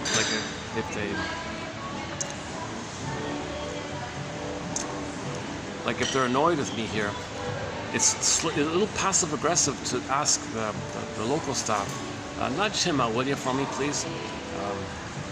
And they were like a little bit caught because they're friendly. They've been very friendly with me. I think they're okay with me always. So they were in an awkward position like that. So there was this little tenseness I felt for a little while here. Finally, I pushed the local manager. What's going on here? I feel a little odd here. What's this about here? Well, okay, I'm glad you asked because I've been feeling uncomfortable. I'm glad you brought it up. The thing is, we were told to kind of push you to buy more drinks. Do you think, because we're a business, you see, we got to make money here. You come here for 4 hours with one coffee here, we want you to buy more drinks. Okay, well, that's a rationalization. What's the true issue? What's the real issue? Don't you? And I said, don't you think the real issue is maybe they're trying to nudge me out and they're using you to do so? Well, that's why we know what to do here. So we didn't tell you, we didn't push you. So they didn't push me. The funny thing is they didn't push me to buy extra drinks. Only when I brought it up, they revealed it, kind of thing.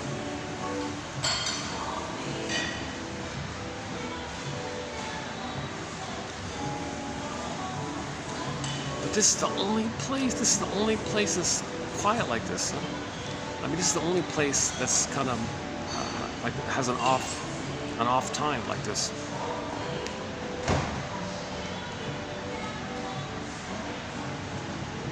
Like this restaurant beside here on the second floor, it's mainly for the breakfast buffet rush for the guests. They stay open for a trickling of guests throughout the afternoon, then they're open at night for the night crowd, the night buffet thing. But they remain open the whole time. So I come during that off time between like 2 and 6 like that.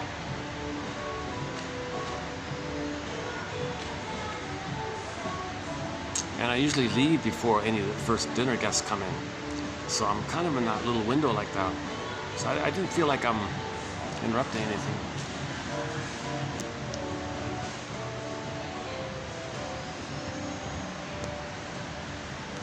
And there's barely anybody below me on the ground floor.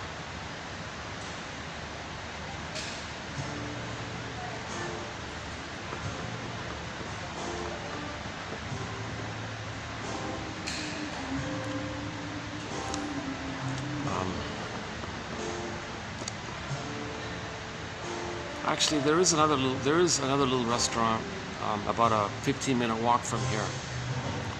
And sometimes during this off time, there are no guests. I could try that one. What time? Let's see, what time is it? 4:30. But I'll be drenched in sweat by the time I get there, right? How's the battery? Let's see. Battery's holding up. Yeah, good. Battery's holding up. Okay, good.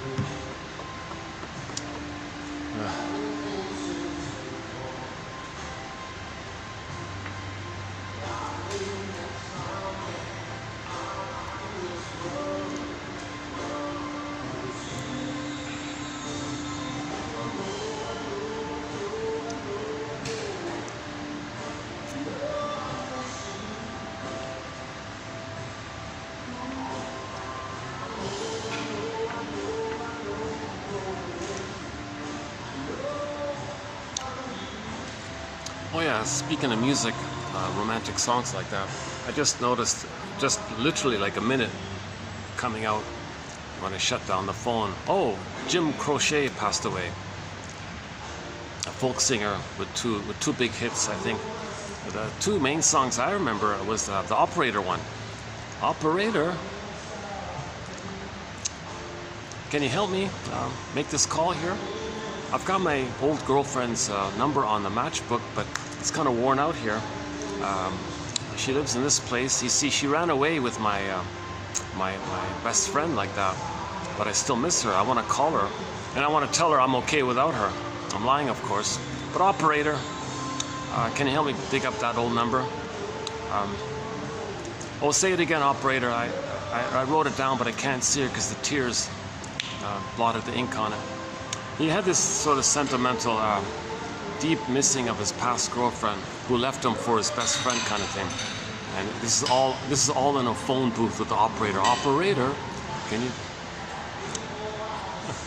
Hey, operator, can you help me make this call?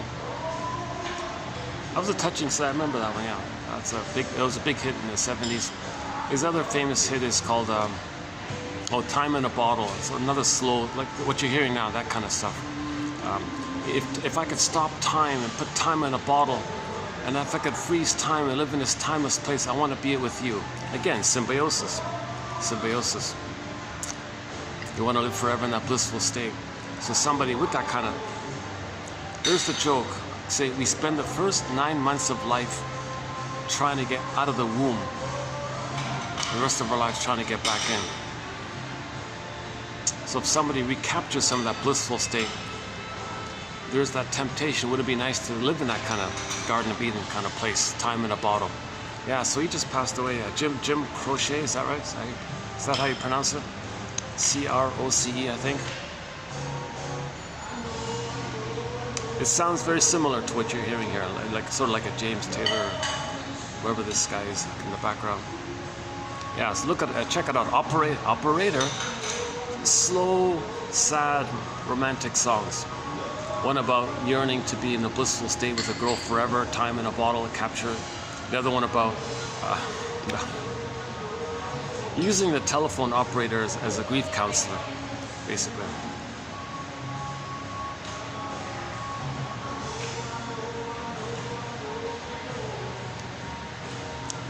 These other hits were just fun stuff.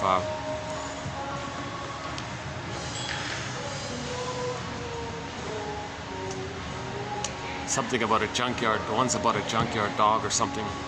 He used to go to the scrap yard to get parts for his broken car. So he met a junkyard dog, wrote a song about the junkyard dog, and something like that. And some tough guy song about Leroy Brown or something like that. I think that's it. Those are the 4 or 5. I think it's 4 or 5 hits, something like that. But the main 2 are definitely Operator and Time in the Bottle. Those 2. Yeah, I just passed away today, this morning. Yeah.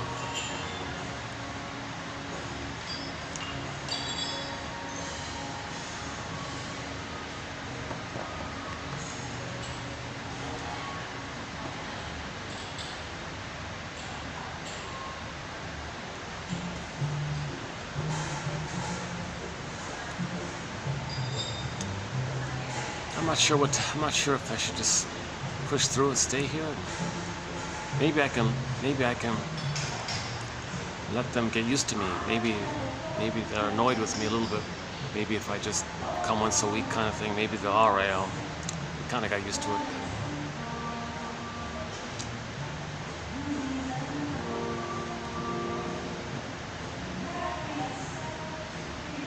See, I did go to the other venue. I went to another hotel.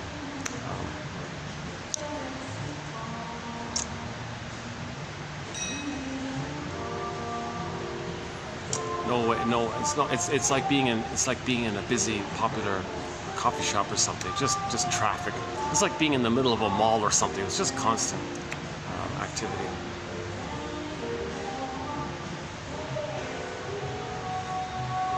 Yeah, and half the seats all had reserved sign all around, like reserved, reserved, reserved.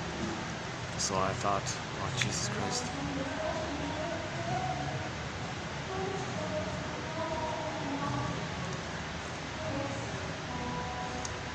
I did some videos two summers ago on the shoreline. Those are nice. Those are fun.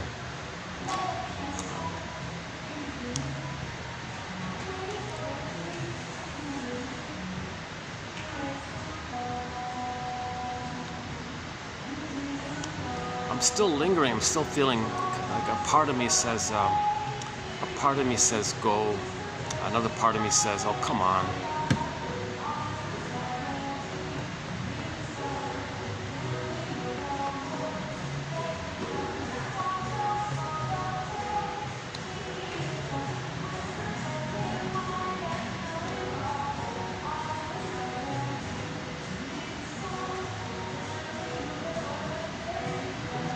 I mean, I'm totally in the clear, right? I'm a guest. I bought a coffee. The place is open. I'm talking on the phone for 2 or 3 hours.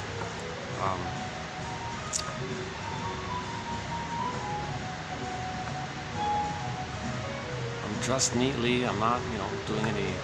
I'm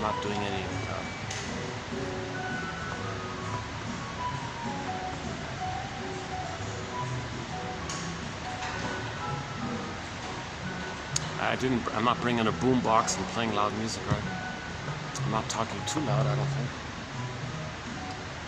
Yeah, it's too bad. I'm sorry. I feel badly. I shouldn't spend. Here's my anxiety. Right now, you're seeing my anxiety. This it triggers up old childhood fears of home. Like, can I belong here? Should I leave? Am I rejected?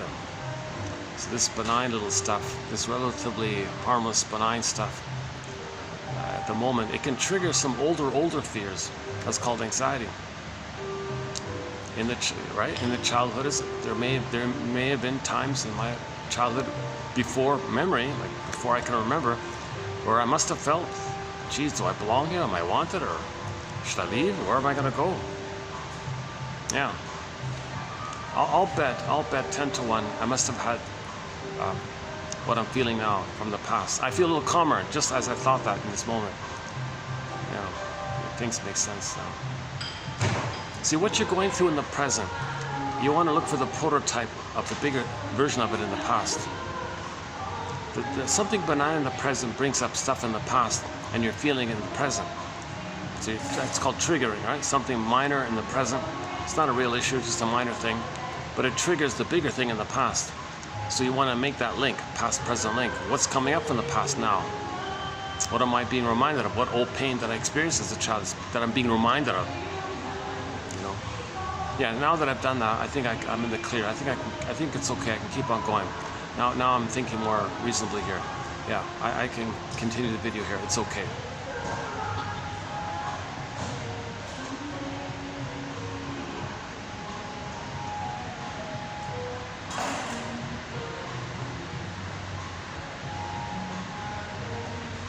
But I still feel badly for the staff if they're being pressured, because if they don't follow through and push me to buy extra drinks, maybe they get in trouble.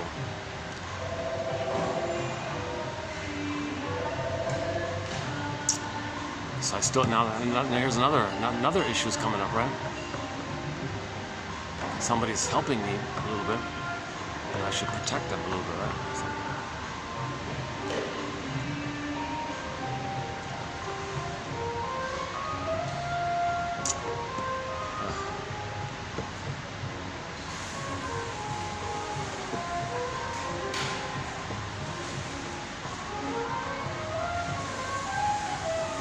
that's the problem when organizations focus too much on profit before people, kind of thing. They lose profit, right? They lose people, then they lose profit, right? Just got to profit, got to make money out of it. Well, if you treat people like that, you'll lose their customers. Well, then you won't make profit. That's it. Okay.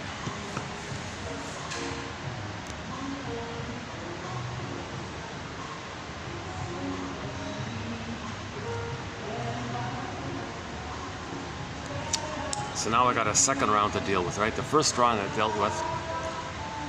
This is the second round here with the triangle issue. It's a triangle issue, right?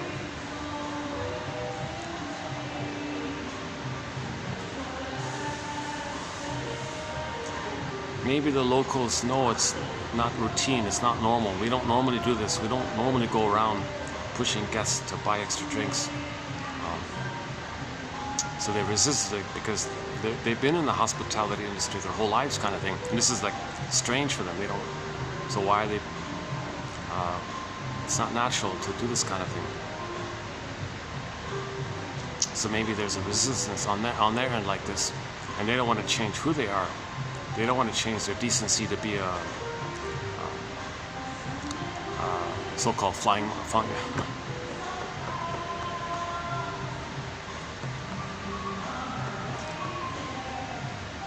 I don't see what the big deal is if these two managers really don't want me to just politely say, sir, you know, you can come here, but you know, it's very simple. All they got to do is say, sir, we've had a complaint. You were talking too loud. The guests below complained to us. We'd appreciate it if you come here, that you don't make you don't talk so loudly. It's easy, right? They could easily find a way to kick me out directly themselves and not use the local staff to do it. They could just say, we got a complaint. They could just make it up, right? At least it's clear that. At least it's kind of clear like that, right?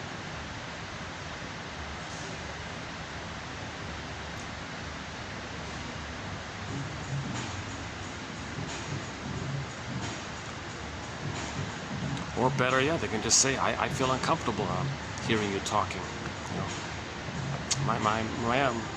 I got a complaint from one of my staff. They feel frustrated listening to your talking on the phone.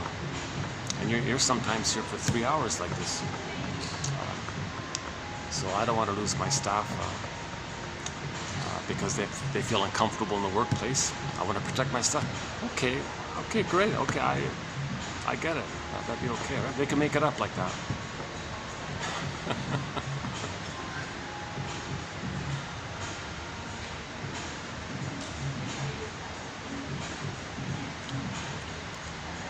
The simple solution is just to give me the private room they've got. They've got a nice little private room where nobody... Here's the ultimate irony. They have this nice little private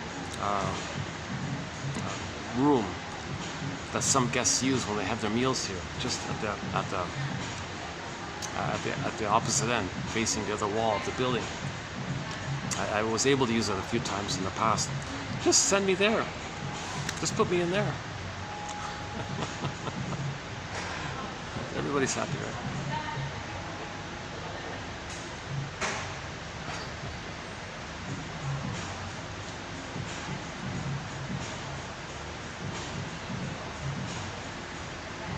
But maybe that sets a precedent. Oh, we're letting him use that room just for a coffee. But it's not a designated VIP room. It's not a special extra room you got to pay extra for. Nothing like that. It's just an extra room they have there.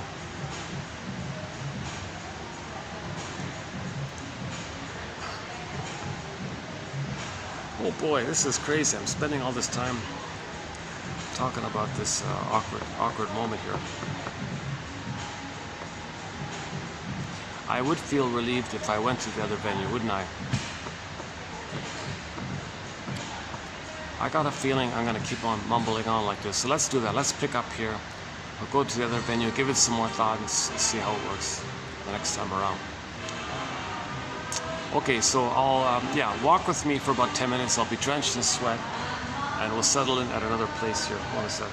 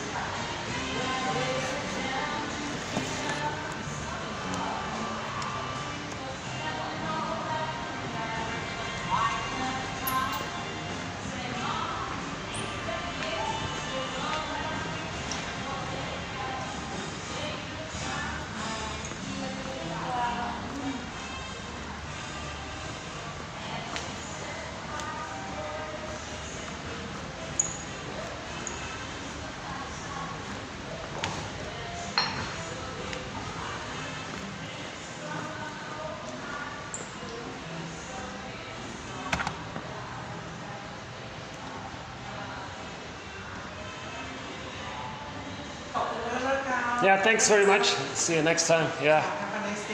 Thank you.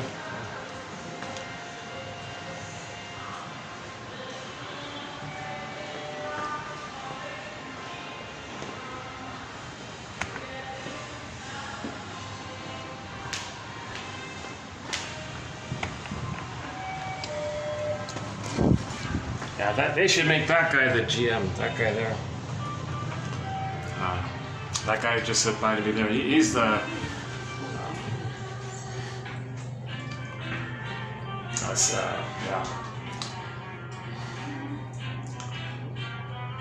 Significantly more qualified, in my humble opinion. But anyway.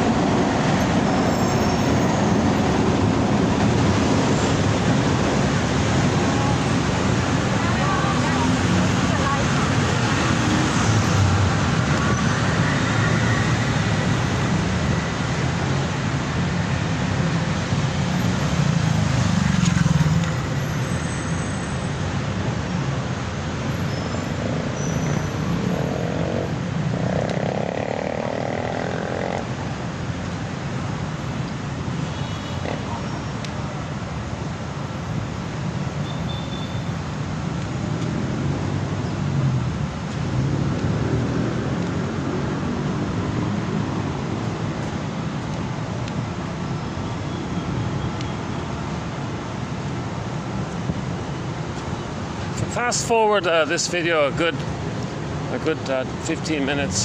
So we'll continue this video in about 10 minutes. Yeah, hang on.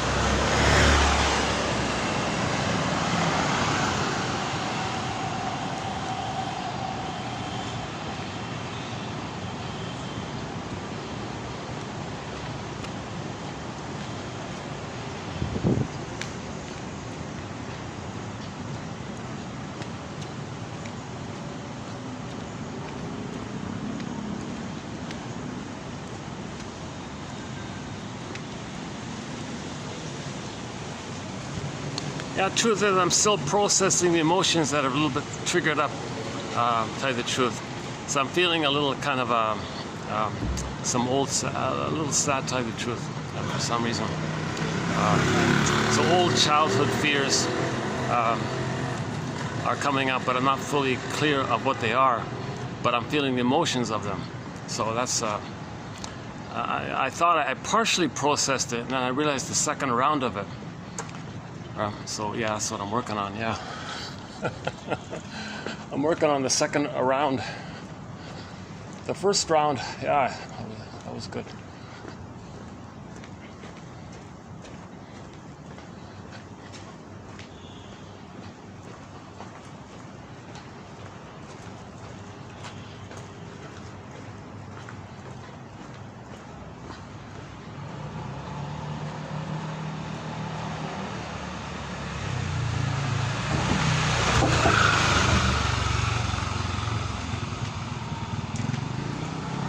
See, the second round is definitely about unconscious guilt. Like I'm feeling some old guilt. If the local staff got any kind of trouble for not following through with this kind of unusual order. See.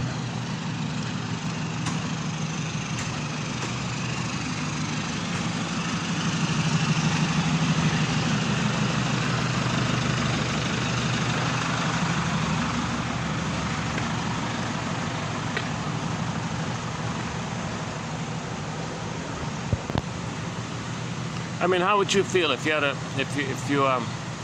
like I've been a regular there for almost a year, so everything's been very friendly and all this. Then the new heavyweights came in and tried to, change everything around.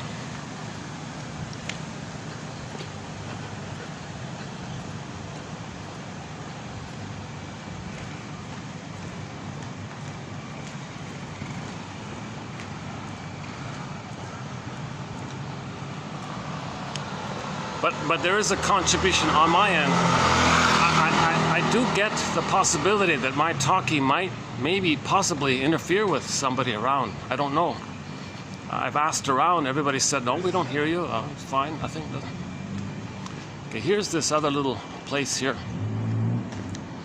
Let's see. This is on the second floor of a little sort of boutique kind of hotel here. Hi there. Hi. Yeah.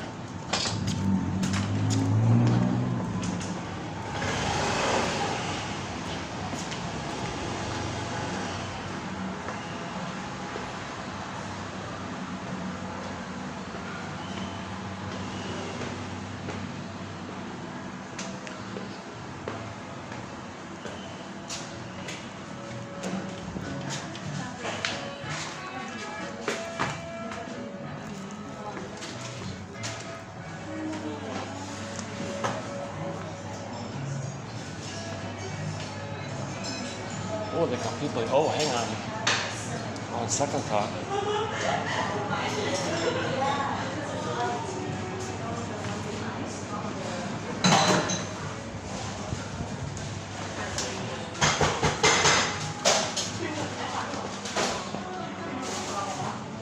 sit here. I don't want to just sit here. No, my spot's taken. My spot, that nice spot over there is taken. Unless I can do it here. Hi. Yeah, can you just give me 1 minute? I'll wait let me wait a minute. I'm just trying to decide if I should stay here or not.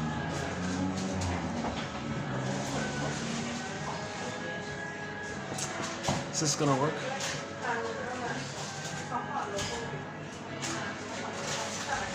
Yeah, okay, let's give it a try, okay. Not much AC here. Oh. Hold on a second, let me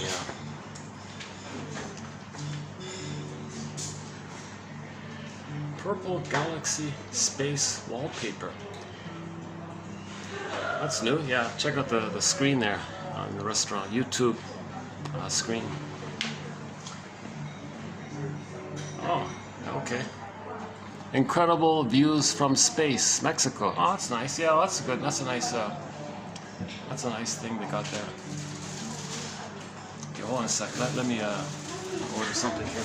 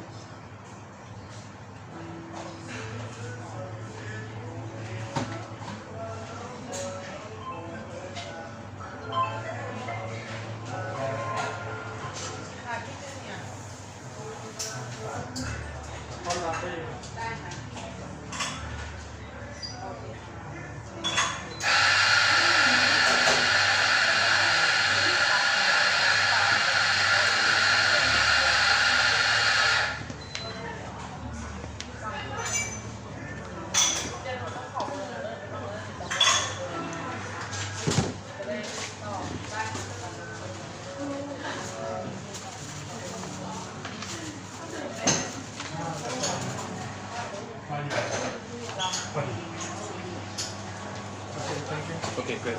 No, that's yours.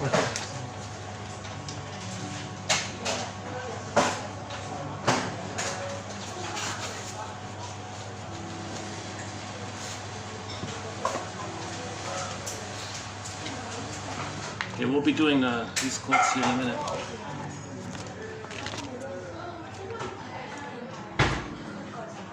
Let's finish up this point about the record, the 45 record.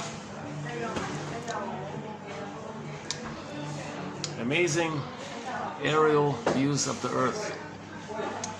Are we getting it on there? Yeah.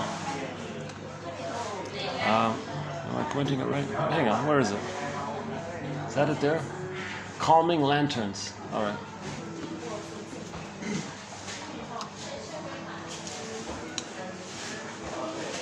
So we're talking about the record. Okay. So any person who develops a string of personality amalgam based around trauma before 18 months, when they replay that cry for love, it's shall I compare thee to an onion? A lot of things are going on. So first they are the mother, but how do they fight with her? So there's this continuous unfinished business with the mother, this relentless struggle in this place of timelessness. Come on, mother, change. Please be a loving mother. Don't use me. Don't see me as you from your childhood, and don't see me as your mother from your childhood. Please see me through who I am in the present. So he's still in the struggle for that kind of thing. So in the new situation, okay, he's gonna play that record, that scene where he cried for love, mother said no. But in the new situation, he becomes the one who says no to him. He can't feel that anymore. Hold on a second. That looks great. Yeah, it looks delicious. Thanks a lot. Thanks.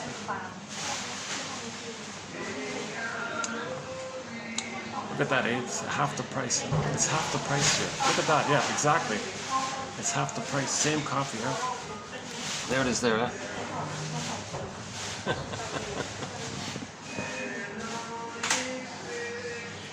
Burning fireplace with crackling fire noise.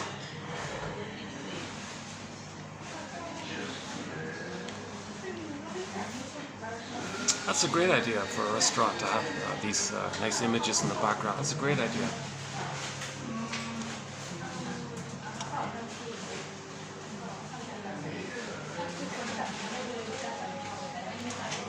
Oh, what's that one? Floating in space. Well, that was a little weird.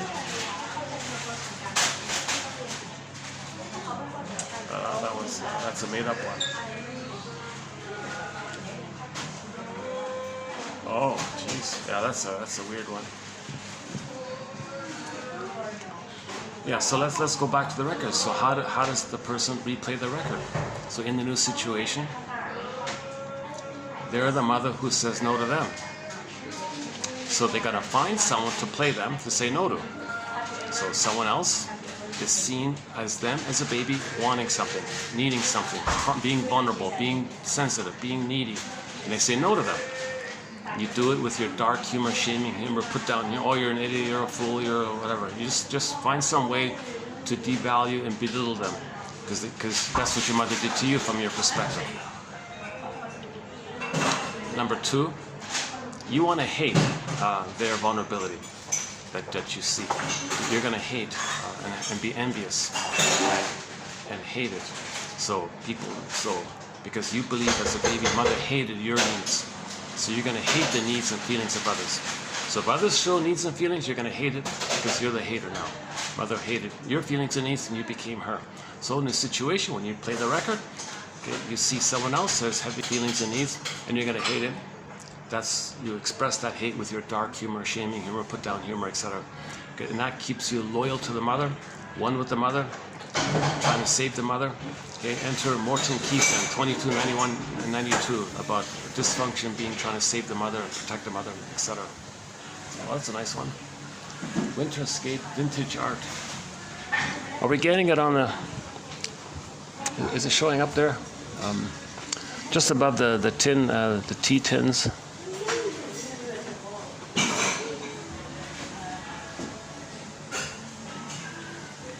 Well, that's the brownie case. Oh, just above the brownie case.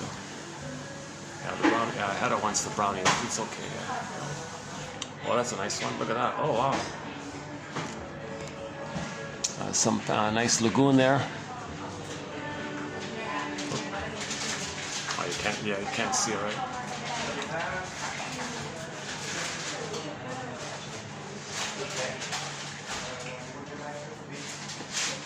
Yeah, that's a very nice. That's a nice one.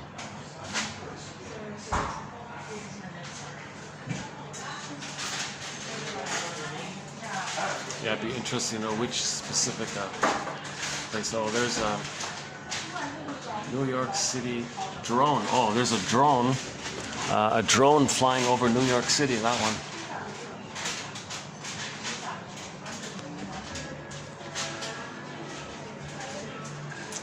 Well, that's a great channel. That's a great. I can't make out the name of the channel because it's in the local language. But,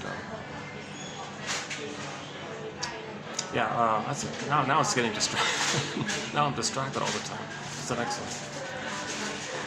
Oh, abstract liquid relaxing screensaver. Oh, not at all. It looks like an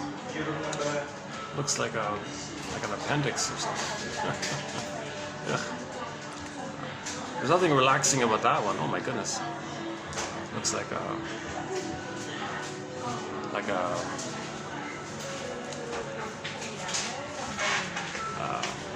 it's attention grabbing.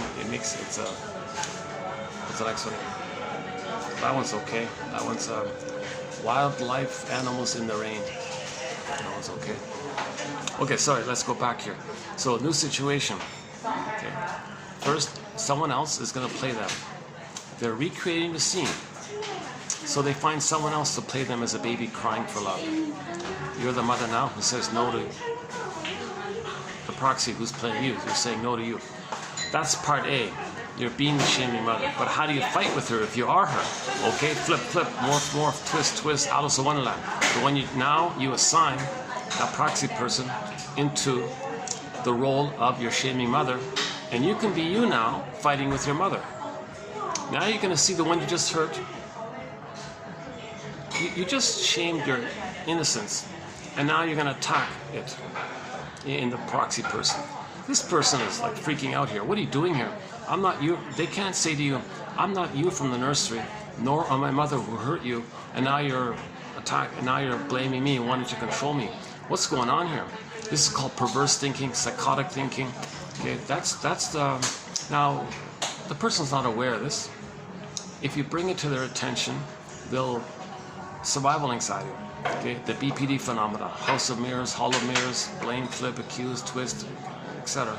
Okay, rhetoric, propaganda lies. They'll use any kind of maneuver to distract. They can't be truthful. They can't admit a real feeling because they think to have a real feeling, the mother in the mind's going to eat them. The image they made of the mother as a hungry wolf, they think that mother image is going to eat them. So they're in survival anxiety. So they can't be vulnerable. So if you point out something to them, they gotta dodge and twist and blame and accuse and all this. It's endless like that. They have constant survival anxiety. Enchanting winter wonderlands. That's a ski hill, right? That's a ski hill. What's the next one here? Oh, it's come full circle. Oh, okay. Purple Galaxy Space Wallpaper. Yeah, that's my favorite one. Yeah, that's my favorite one. You want to see? That's it. Yeah, that's a good one, yeah. Purple Galaxy Space Wallpaper. Yeah.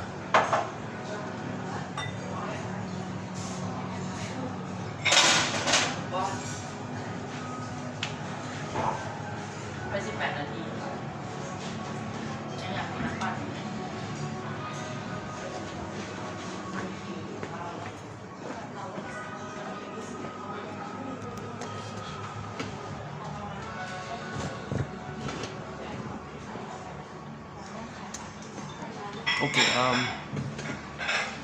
so now they're fighting with their mother. Imagine a mother doing this with their baby. Same.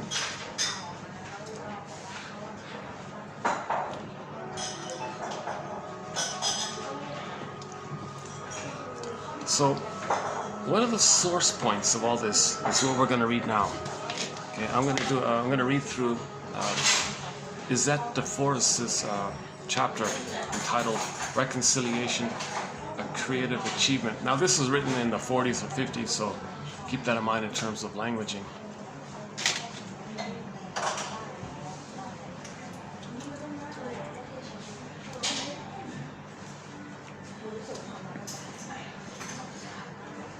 That's a fish one.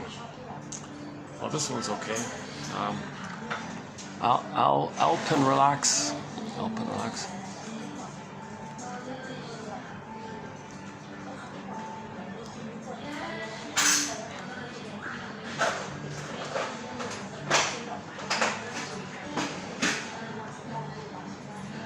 Okay, let me just leave it there for the.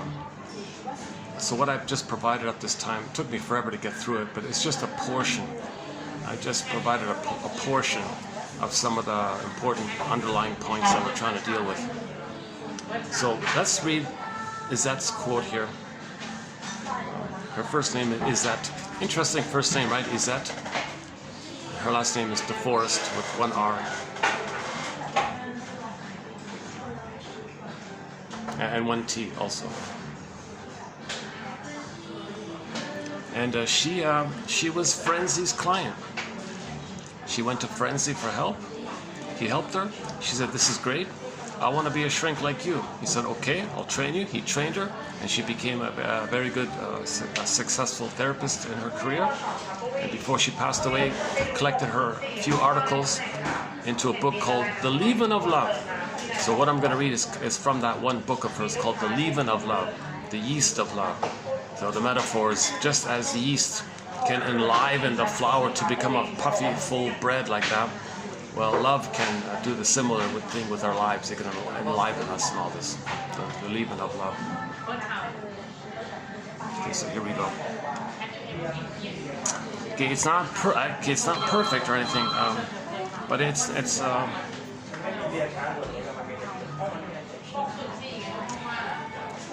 heartful. I feel like it's kind of in the Karen Hornite kind of spirit.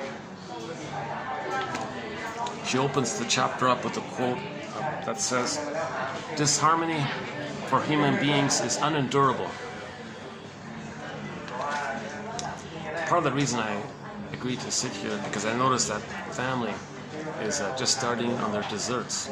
So I figure, okay, they're winding down their meal, so hopefully they'll be finished soon, and I'll go over to their where I can maybe speak more clearly.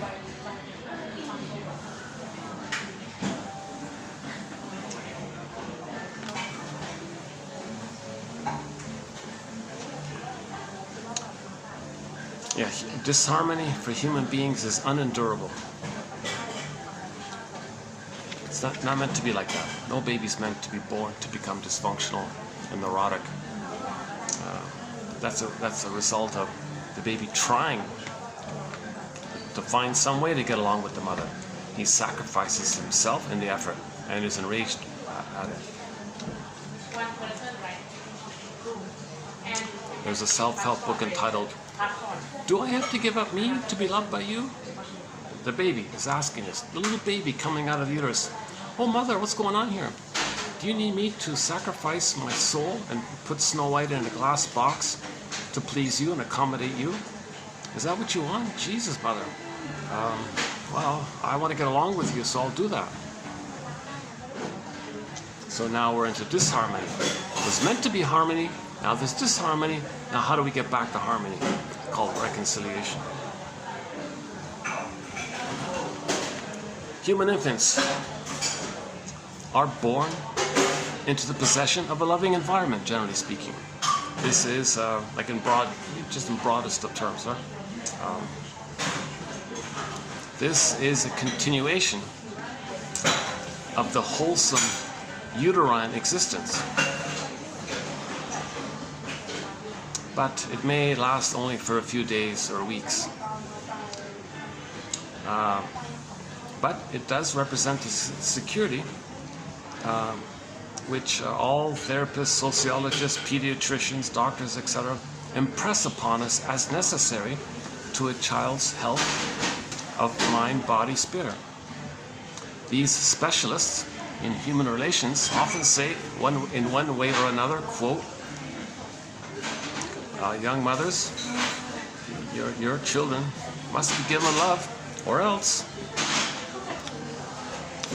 tending to frighten these parents. "Surely they must know that love of all things cannot be given in answer to a warning."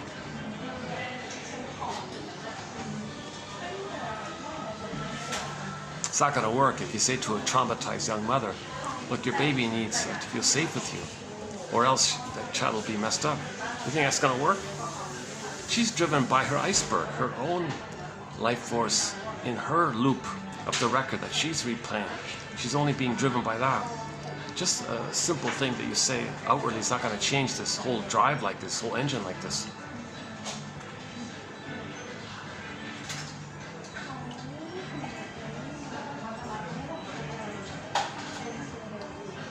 Oh, maybe I can move over. These guys are leaving. Hold on a second.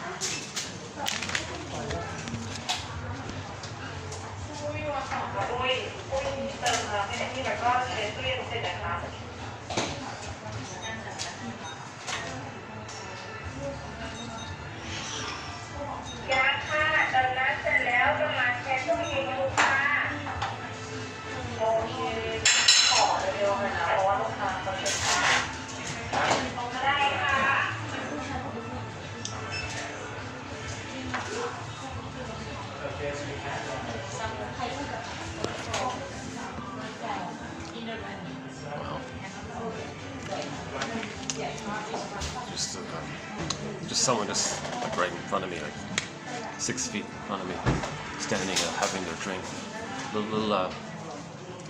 It's getting a little. It's hard to get space in the big city, right? It's hard to get space. Okay, let's go back to the quote. So, the common sense thing is everybody knows that the baby needs an extended paradise.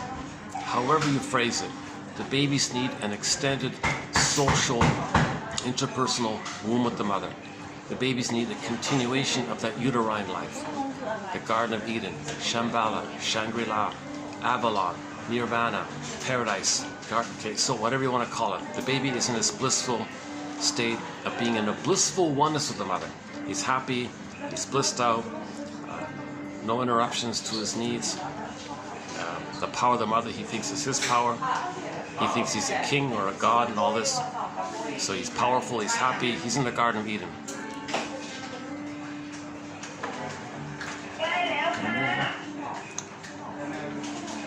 Jeez. Just when I settle in, just maybe I can, oh, there's one over there. Maybe I can try over there. Hold on a second.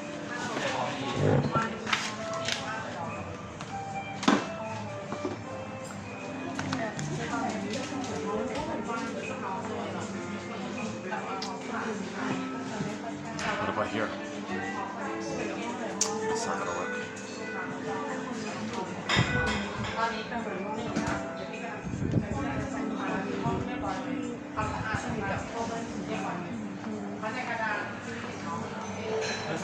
Oh yeah, let's move. Yeah, let's move here. Yeah, great. Thanks. Yeah, here's good. Yeah, okay, let's do it here. Yeah, okay, thanks a lot. Hold on a sec.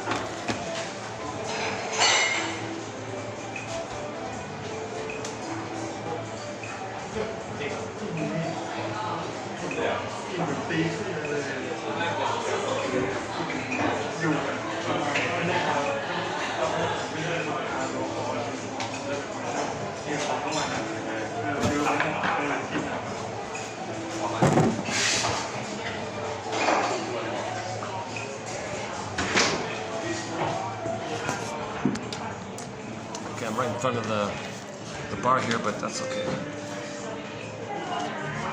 Okay, let's continue here.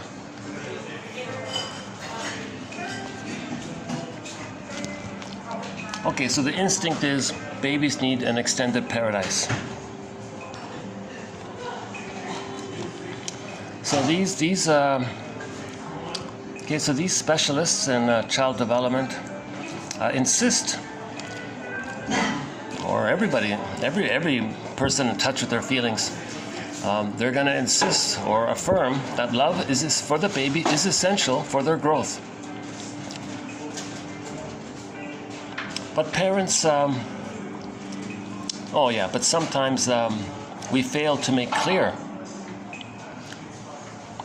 the one most significant reason for this fact, a reason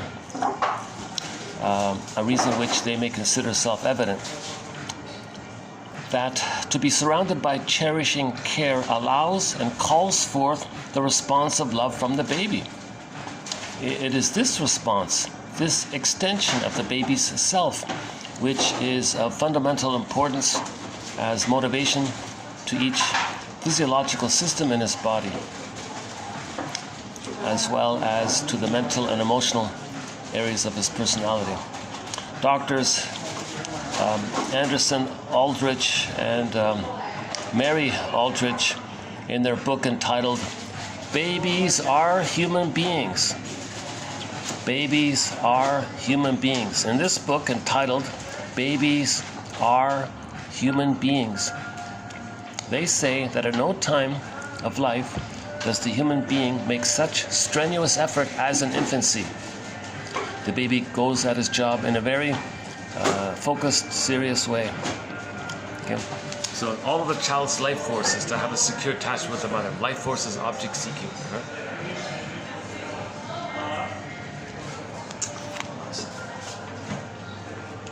Oh. Okay, well, let's just go back here. Oh, hang on. Okay, that guy left. Let's go back here.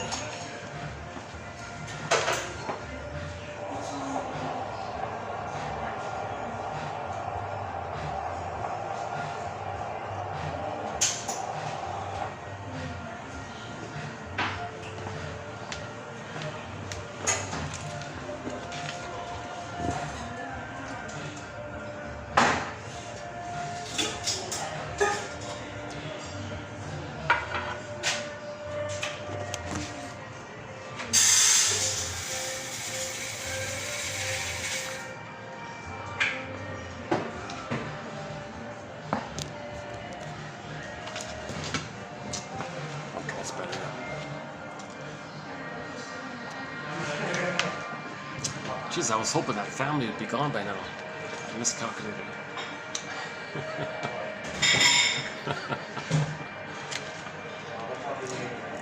But you know, the main thing is I'm getting the quotes out. If you click the more link, you'll find these quotes below. That's really the motivation here, to get these quotes available. These quotes are getting harder and harder to find, ironically. A lot of books are being withdrawn from the internet. Removed, unavailable, withdrawn. At the same time, new books are being added, which is great. A lot of these quotes come from printed books which have not been digitized. I'm constantly looking for books that are out of print, and there's no secondhand copy to buy. Like, you can't even find it anywhere. Like, you can't find a printed copy of many excellent books from the past. You know, and they're not digitized. So a lot of good stuff's being lost. I'm trying my best to save the best quotes from what I can find. And that's what you're getting here in this collection, the best that I can find.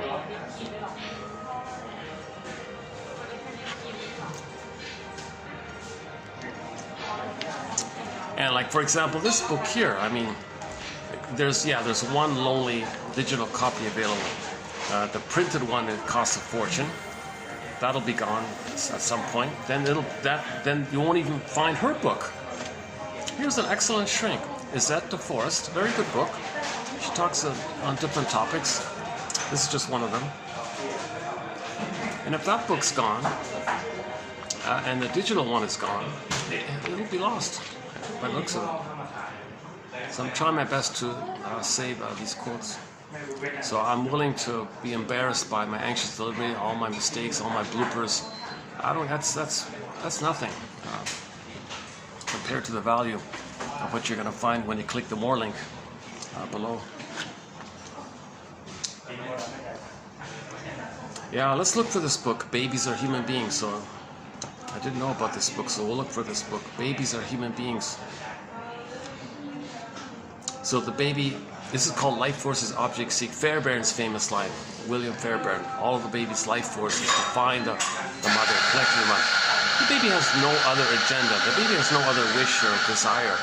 Everything, all of his energy is where's mother? That's the whole world for the baby. Everything. There's no other issue here. It's like it's kind of like maybe from at this point we can say it's like.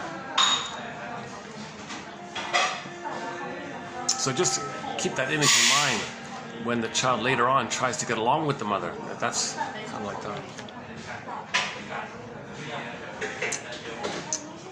An emotional motivation. It is my belief that this motivation can be found in the infant's own need to be himself. The infant has a need to be his authentic self, because from his authentic self, then he can love life and love others who are around him. His every effort is outgoing. Maybe we'll skip parts of this here. Okay, from the point of view of his emotional development, the most important of such details are the human beings who are nearest to him. He extends himself toward them, his parents, obviously. This extension of himself in love provides the stimulus for the child's wholesome development of mind and body.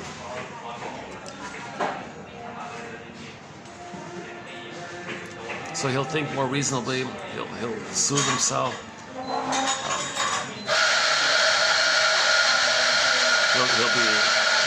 he'll have the gifts of the real self. He'll be creative and all this.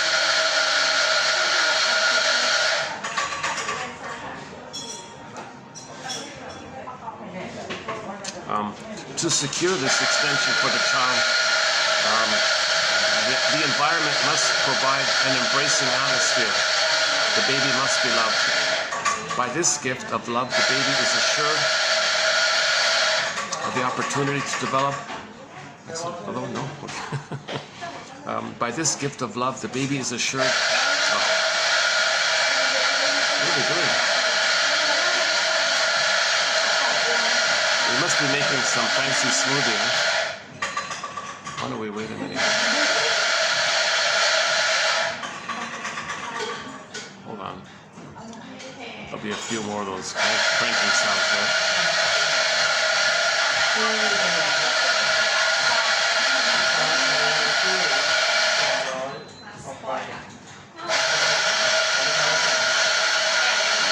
Doing these things in public, there's always something going on, like in public. There's either some guy stands two inches in front of you or beside you, or something like this is going on, or you got some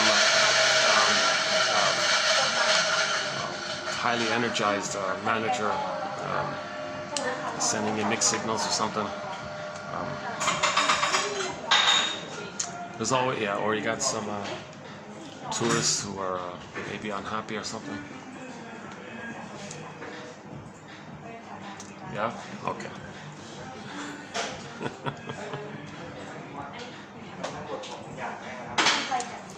There are a few parents who cannot accept these fundamental facts and who cannot lovingly endeavor to provide this opportunity. Growth is a passionate process, but it may run counter to the wishes and demands of the baby's mother. The security which surrounds the baby may be, as a result, slowly or on occasion suddenly withdrawn. It may be that external circumstances produce this unfortunate effect, as in the case of a 2-year-old boy whose younger and only sister was born disabled. This little boy suffered a traumatic rejection by his parents in favor of his sister. A thwarting block was erected in the path of his healthful development. It was then essential for him unconsciously to devise a new path of growth, for life persists, whether moving forward or at a tangent. So the child is going to still reach out to find himself. He could do it kind of directly if he was loved, if he was hurt. It's neurotic now, so it's kind of going on a tangent, but and it can be lost forever like that. But the point is,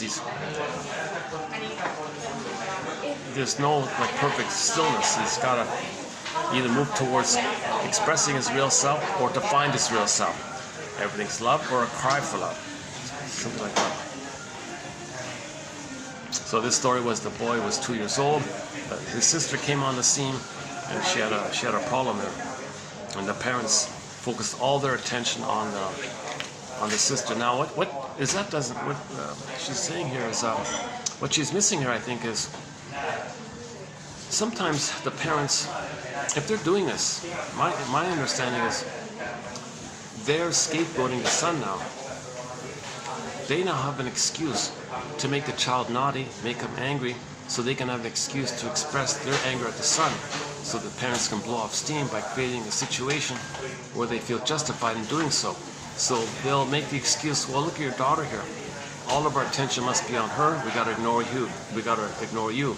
Don't criticize me, because I caused this problem with the daughter, because when I was pregnant, maybe she took too many pills or... Oh.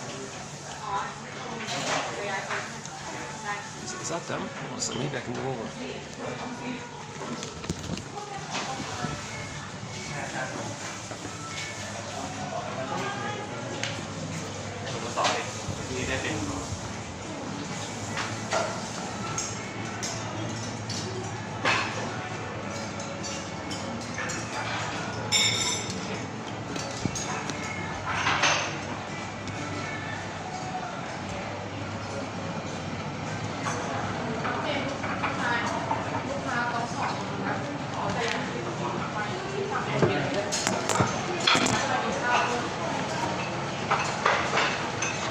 Hold on a sec.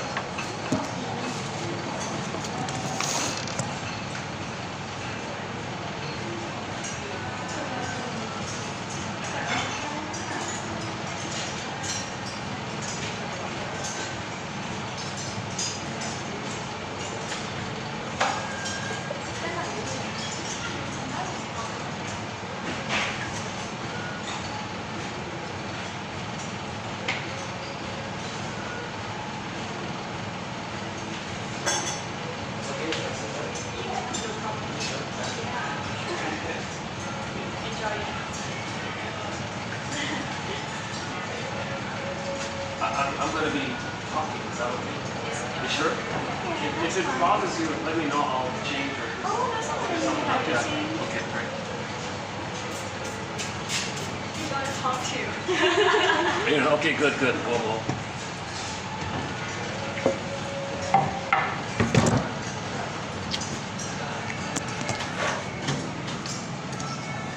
Well, if they're moving here, maybe I can. Let me move. Yeah, let's do another move here. I'm gonna go to the on the other side there. I think that may be a little better. Yeah, let's do that.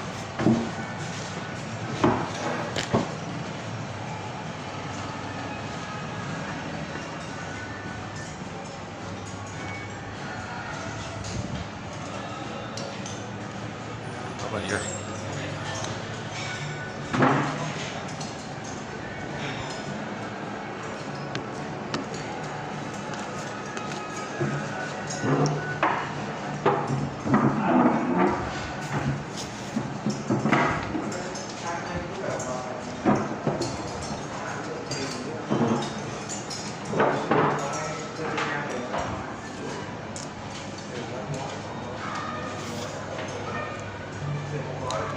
Last time I was here, there was nobody here. This was great, yeah.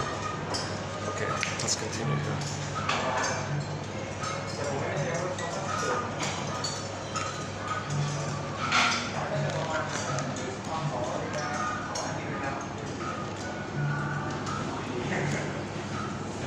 Oh yeah, so this little boy, that was suddenly rejected and all this. And the mother said, "Don't you dare criticize me or your sister here because your sister's disabled here." And the mother said, "Don't criticize me because I made your sister disabled because of my mistakes and all this." So the mother felt guilty for creating a disabled daughter and all this. So anyways, for the boy, a thwarting block was erected in the path of his healthful development. It was then essential for him unconsciously to devise a new path of growth, for life persists, whether moving forward or tangentially. A neurotic organization, or a neurotic way of life, was established by this child, and a severely distorted personality was put into process throughout his years, continuing into adulthood. There is, in all human experience, and at an early age, a traumatic moment or a series of such moments in which the significant human figures are at serious odds with the child.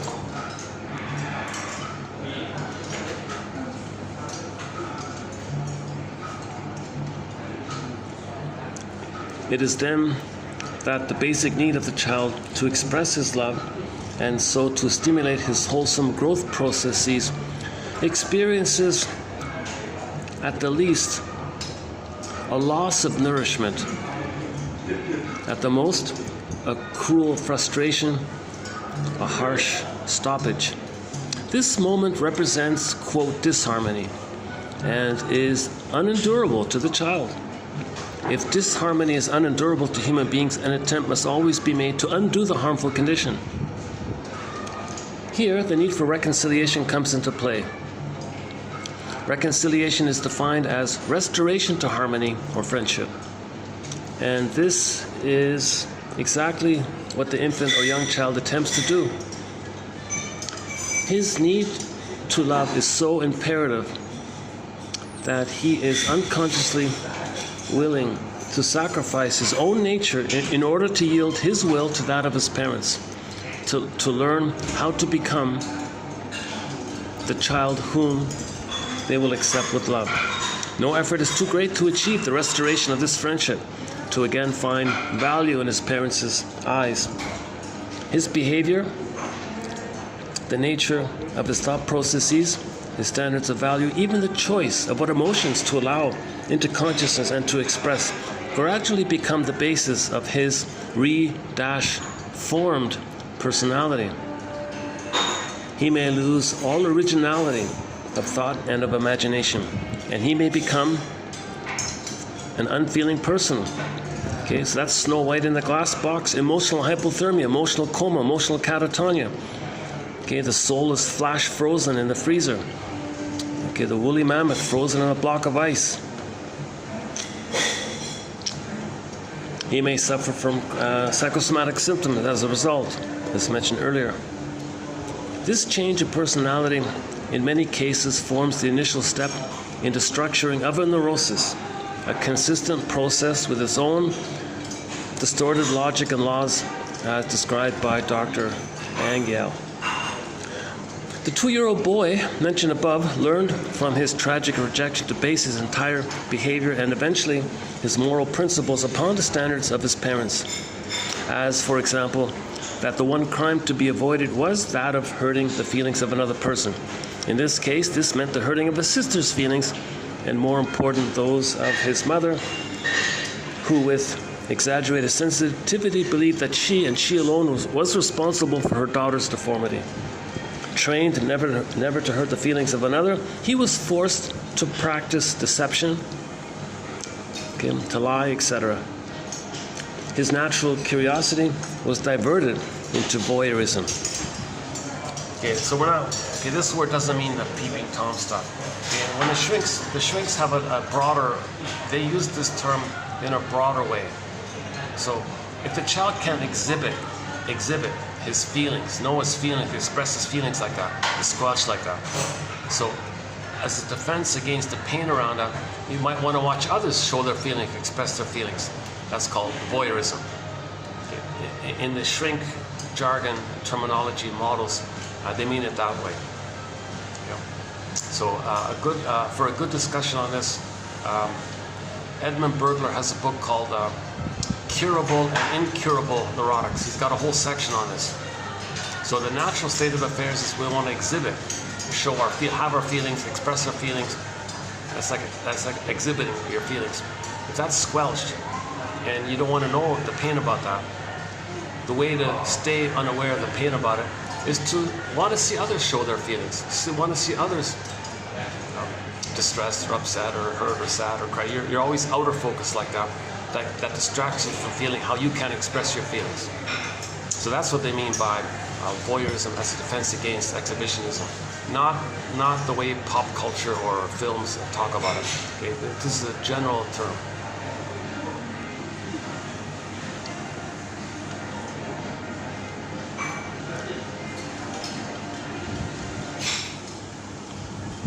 Where are we here? Okay, so the child's mental equipment, his unusual caliber, was channeled in early childhood into the solving of narrowly technical problems in the fields of human communication and propaganda. So I don't know who she's referring to here, but it turns out she thinks a lot of people in the advertising industry, public relations industry, deception industry, this whole area, they're obsessed with studying other people's emotional responses. How do they respond to this? So they develop a profession in this area that serves as a defense against their fear of knowing their feelings. So you study other people's feelings, and you want to analyze. So they might become psychologists or researchers in this area as a defense against knowing their own feelings.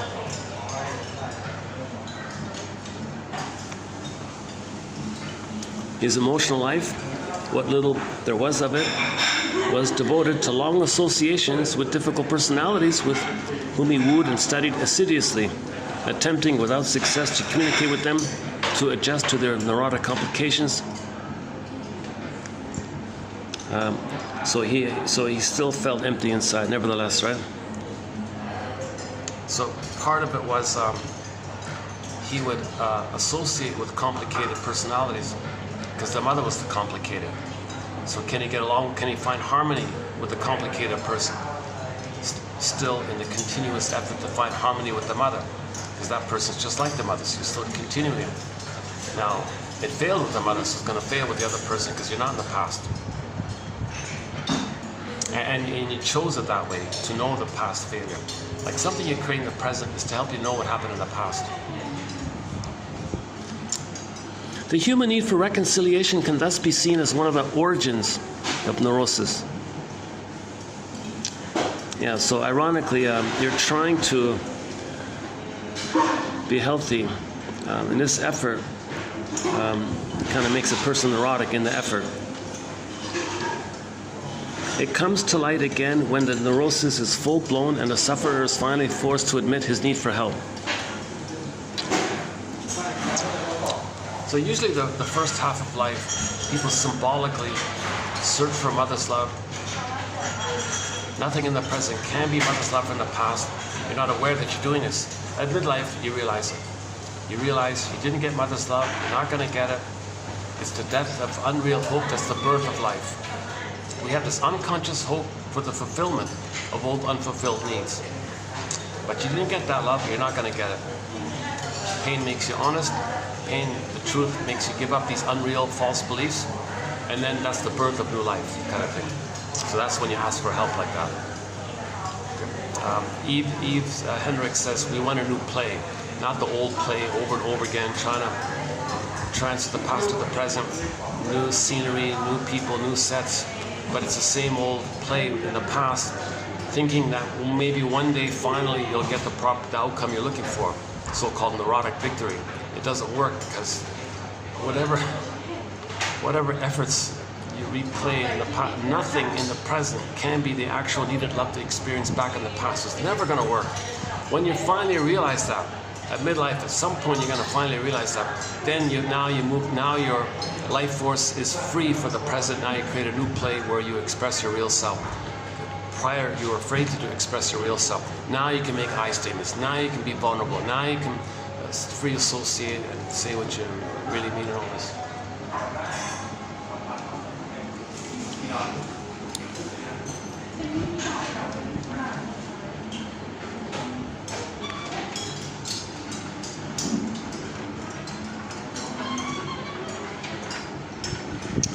Where are we here? Hold on a sec.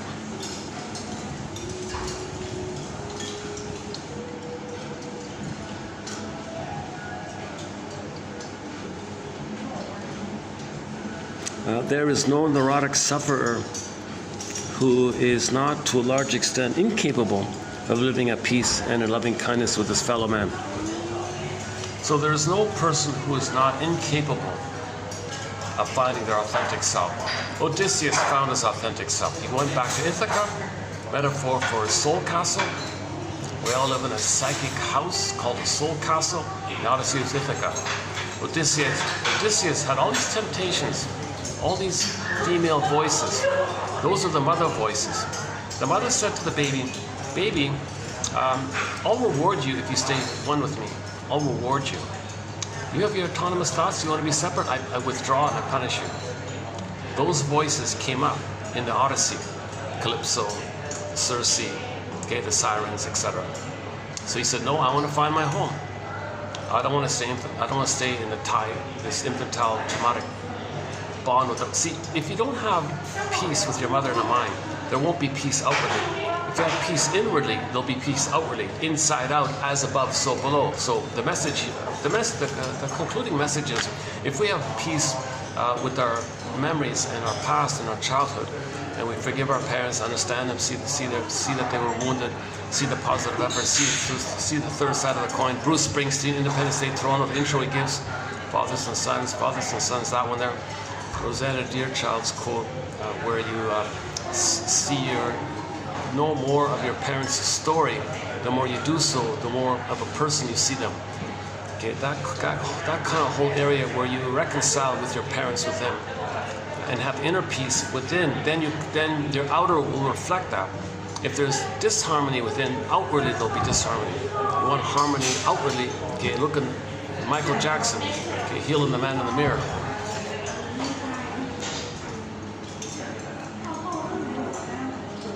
So everybody can get back their golden ball.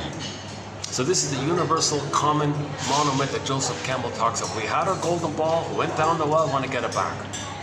We had our authentic self, okay, Snow White, okay, sleeping, she woke up again.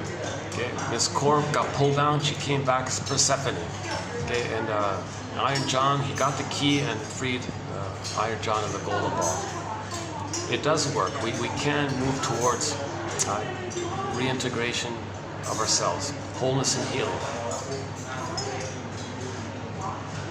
It's going to be harder for some, I guess. More details, whatever. Everyone's got a unique little labyrinth like that. Everyone's got their own unique kind of labyrinth. That's why you got to be a detective, so you can know how to go through that labyrinth. No one can tell you exactly which steps to take or something. That's your feeling to know which way to go, kind of thing.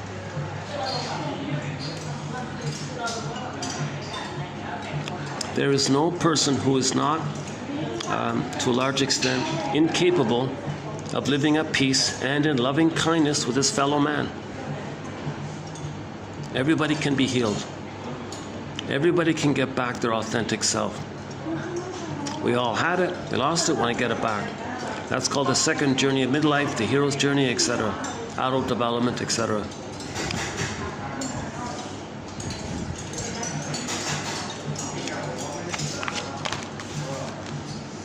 Having in his childhood sacrificed his true nature in order to regain the friendship of his parents, the neurotic has continued along the unwholesome tangential path of development upon which he then embarked.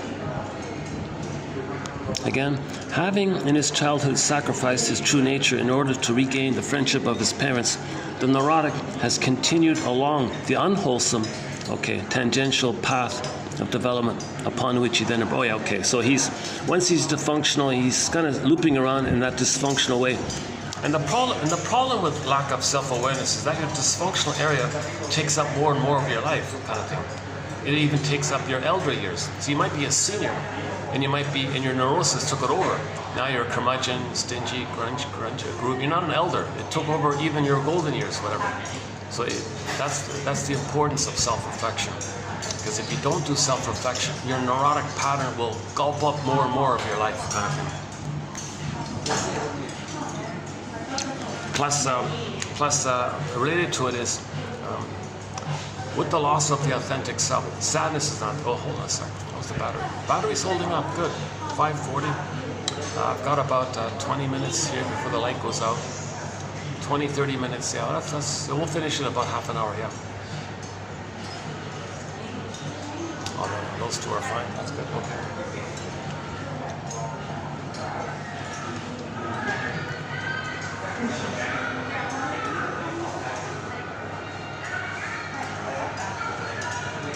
This is one of the cutest little cozy family boutique kind of hotels I've ever seen.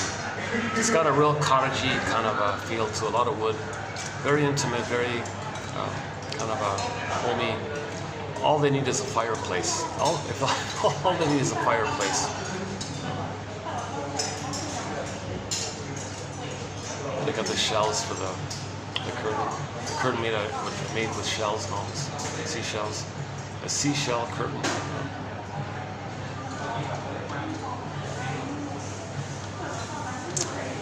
I'm in a boutique hotel, sort of off the main road, on a cul-de-sac. So not much, no traffic really. It's at the end of a cul-de-sac, so it's quiet here. 15 minutes, you can walk to the main road and all this. It's a great little location, yeah.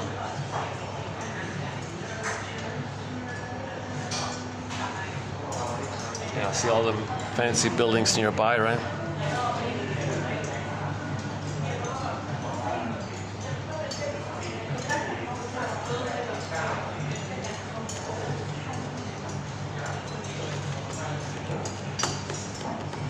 You know, maybe I will be coming here more often if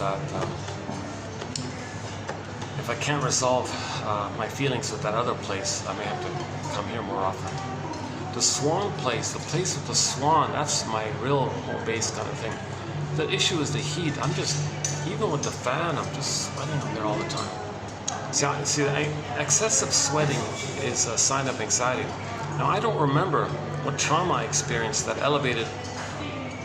See, with trauma, Janov says when there's trauma, the body temperature elevates. And that seems to be linked to sweating. You're too hot, right? Hypersensitivity and the sweat is an attempt to detox what you're picking up because you're too sensitive. So you're sweating, something like that.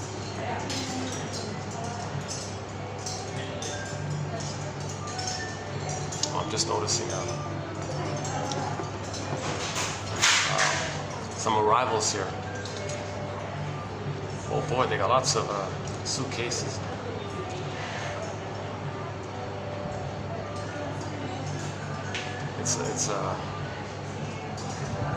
It's a trio of friends, 3 friends.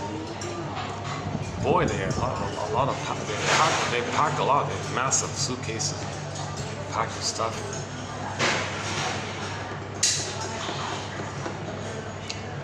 Yeah, but they chose a great place. Oh, my goodness.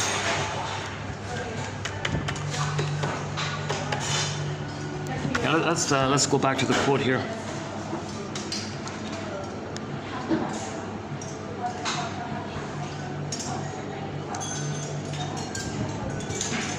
Okay, so in the repetition compulsion, he's going to get the same result. He's going to be disappointed again and again and again. Okay, so that talks about that.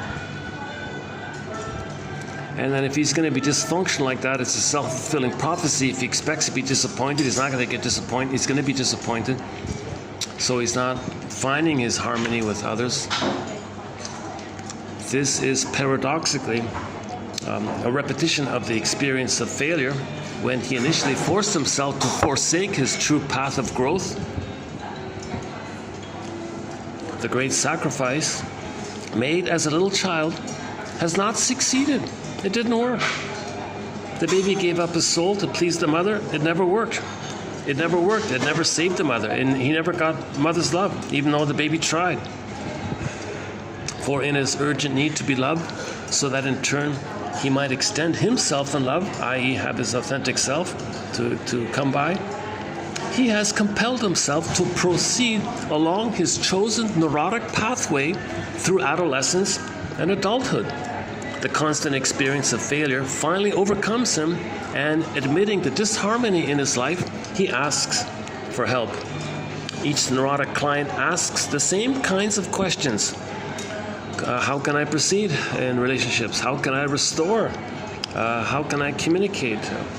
I'm at my wit's end in relation to my children, my spouse, my friends, my boss, etc. Oh, hang on. Yeah, part of the dysfunction is this thing about the treason. Look at that. Okay, the unhappiness that has always accompanied this unavailing sacrifice. So when the baby sacrificed himself, he was treasonous to himself, right? The mother caused him to betray himself. The mother betrayed him, he betrays himself. Now, out of this self-blame and unconscious guilt for the treason to his real self, this constantly prevents him to get the longed-for love that he wants.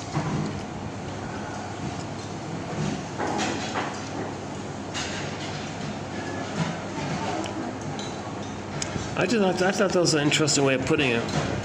The mother betrayed him, he betrays himself. That's considered a kind of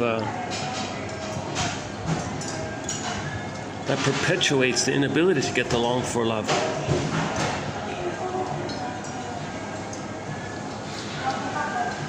So this is paradoxically a repetition of the early experience of failure when he finally forced himself to forsake his true path of growth.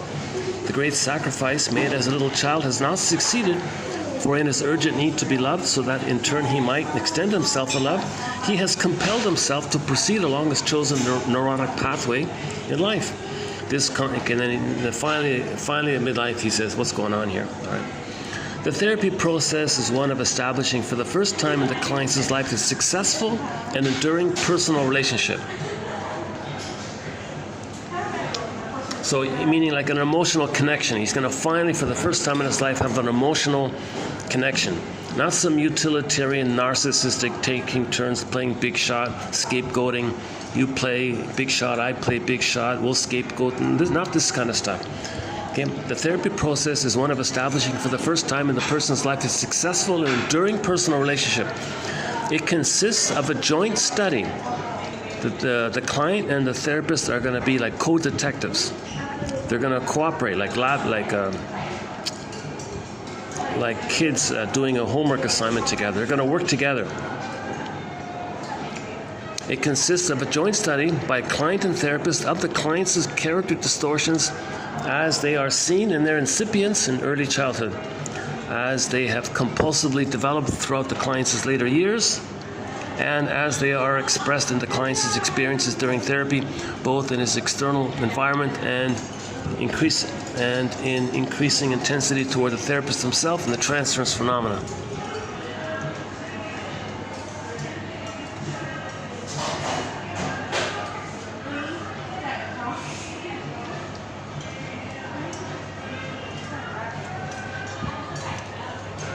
Yeah, so what this means is we're looking for the link between the pattern, the regular chief complaint pattern in his life, when it began, and to see an example of it in the here and now, either both with the shrink or with his friends in his real life.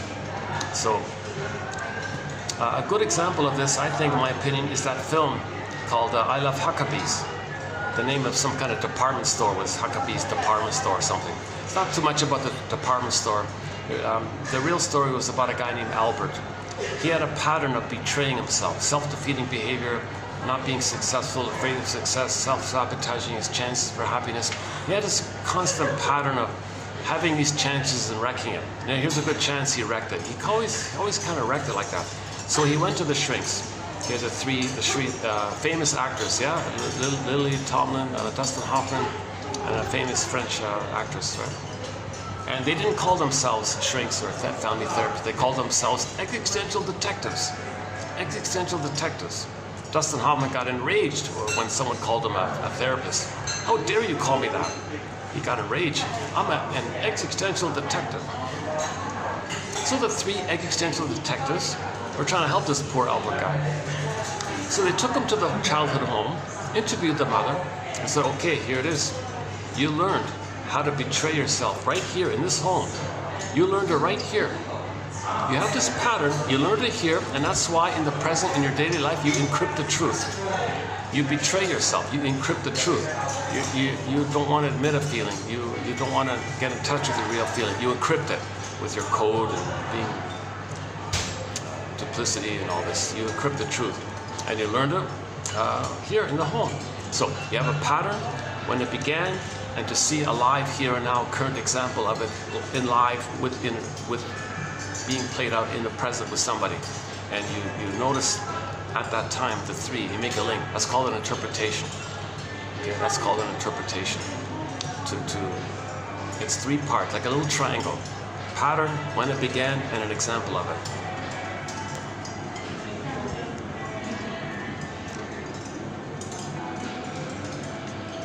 These distortions do, in fact, in the process of therapy, wear themselves thin. They are powerless. Okay, so his attempt to get a successful past by recreating the past and the present with therapist, trying to suck in the therapist in a drama, it's not going to work. Therapist is going to see through it. So it finally wears thin. It's powerless. Yeah, it's not going to work. For being distortions, the therapist learns to penetrate their disguise and refuses to yield to their pressure. If the therapist should accept the false image as if it were true, he proves to the client that he cannot lovingly accept his true nature. This would be the triumph which the neurosis had attempted to bring about. If he refuses to accept the false image, not acknowledging it as a self-preservative effort of the rejected child, he behaves exactly as he did the childhood. He behaves exactly as did the childhood figures who loved neither the false nor the true image. So here's a little empathy here. Okay, one second.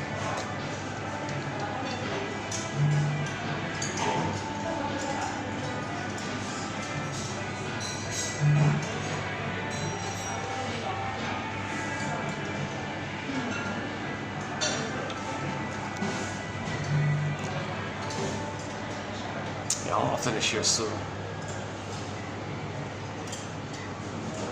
Well, I guess I could have just stayed back there after all. Yeah. When I moved over here, I didn't know suddenly there was just right behind me.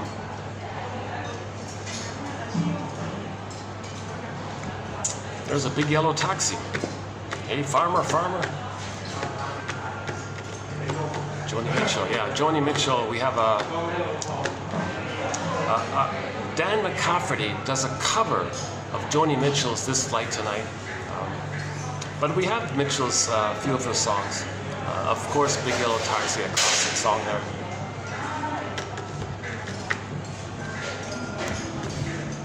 Yeah, there's the yellow. Yeah, there's the yellow. Can you see the yellow taxi there?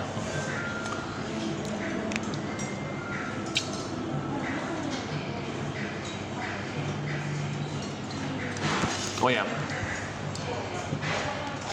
So when you see for yourself and others, if you see in yourself and you see in others somebody being neurotic, yourself, you recognize how you yourself is neurotic to one degree or another, how others are being neurotic to one degree or another, instantly have the thought that that's their self-preservative effort that's still going on, made by them feeling rejected as a child.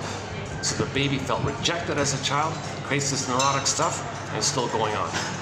So you see somebody in the present with this neurotic stuff, it's the self-preservative effort that the child created to cope and adapt, to try to get tangential harmony with the mother.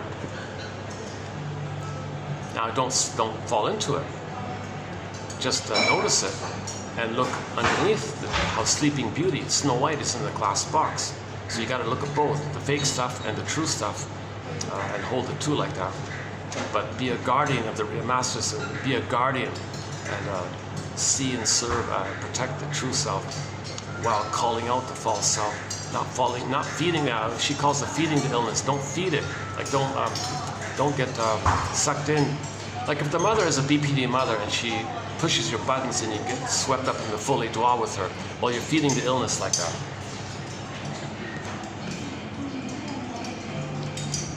Yeah, I'm going on 2 coffees here, yeah. Actually, I'm going on 3 coffees. Oh my God.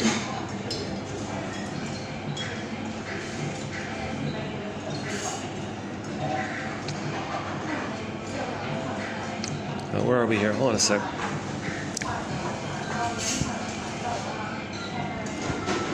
The therapist places essential emphasis on the value of the client's nature, which is hidden beneath these distortions.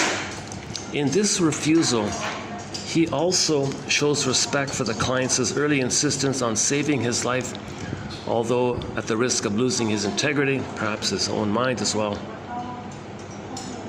So the child can function in a sane way, superficially, you see, but even that was at risk, you know.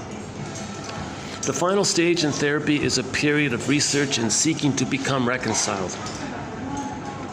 The many unsuccessful relationships of the client's former life are passed in review, are examined and reevaluated. An attempt is made with fresh eyes and maturing emotions to put the blame where it belongs. Stop blaming yourself. It's not your job to save the mother. That's just for a period of time. But soon it becomes manifest that this is going to be fruitless. That this is indeed out of line with the longing to develop loving kindness. Forgiveness of the mistakes in the tragic past becomes a needed expression of love. Now, when we say forgiveness, understanding, getting the story, honoring, the phrase honor your parents means see the true story, be a psychological detective, get the true story. That's empathy, understanding, saved by understanding, forgiveness, reparation of the self. Forgive your parents, heal yourself. But to forgive your parents, to heal yourself, you got to understand them. Was the mother an only child? Was the father an only child? What about the birth order? What about the humor? Was it dark humor? A stinger personality pattern? What are they repeating? Do they also have these jungle slogans, my greedy, your greed? Okay, that's a sign of survival trauma.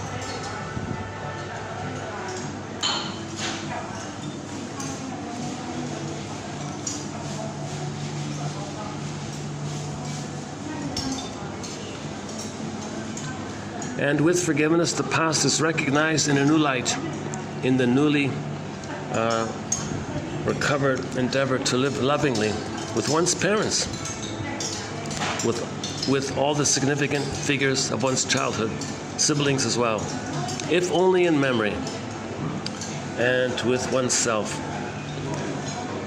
The client becomes aware that in all human beings there is true goodness. It's there. You know, hard to see it, easy to forget it when you're triggered, but the same train of emotional events takes place in regard to contemporary relationships. The success long sought of learning to restore friendship in full independence makes possible the recapturing of one's own inner self, authentic self. In extending one's authentic self in loving kindness, according to one's true nature, one creates that very environment of love, which in turn invites the continuing fulfillment of one's loving potential ties.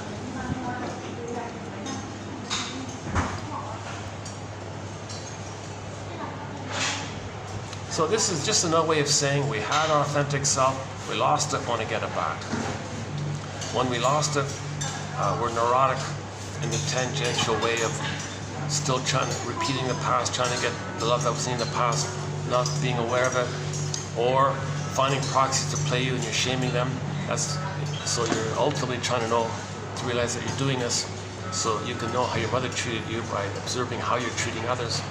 So this is a whole the derailment. This is the tangential way of trying to finally get back to the point where, oh, wait a minute, what's going on here? Okay, now then you pick up the golden feather. Now you pick up the starting point. Okay, you answered the call, they say, right? And you don't really go back anymore. Once you get that realization, you're on the journey. Okay, when Odysseus, leaves that shoreline with her, he can't go back to that. He may be delayed or something. He may be tempted or something.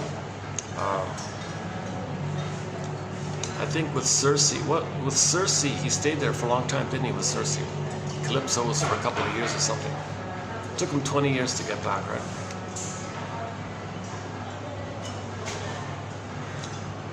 But something's going to nudge you forward. Like there's this innate drive for healing. Something's going to nudge you, like in a healing way. So even Odysseus, at the greatest temptation to give up, with the sirens, he tied himself to the mast, put wax in his ears and all that. So I'm not going to give up like this. I'm not going to continue to try to please the mother, save the mother. Because what some mothers do, they enjoy using the baby psychologically as a metaphorical mother for them. And they enjoy the blissful oneness that the babies need with the mother. The mother co-opts it. I enjoy the blissful oneness. Forget you, baby. I'm going to use you for my need for a blissful oneness. So the child says, wait a minute, I have autonomous thoughts. No, you're with me or against me? Okay, sorry, mother. That's where that comes from. The mothers need their unmet needs.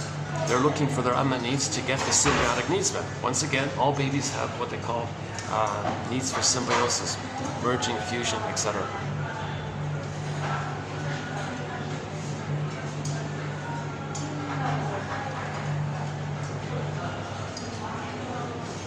I guess I should wrap it up here. Let's see. What is it? 6:01. Is there any other place we can go?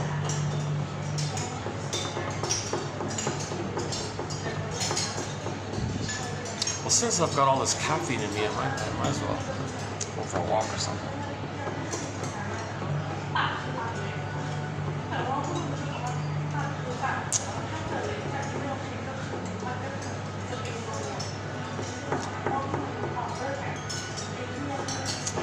let's just maybe wrap it up here this time.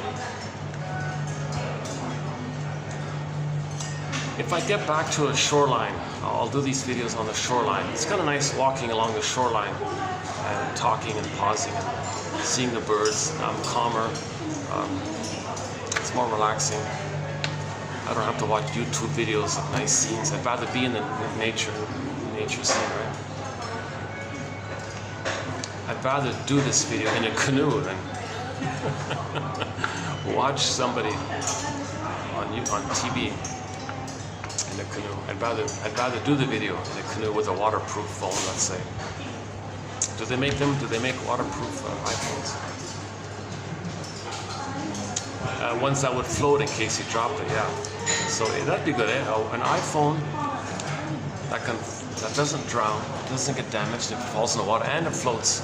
So the iPhone has a built-in life preserver in it, right? And a light so you can see where it is.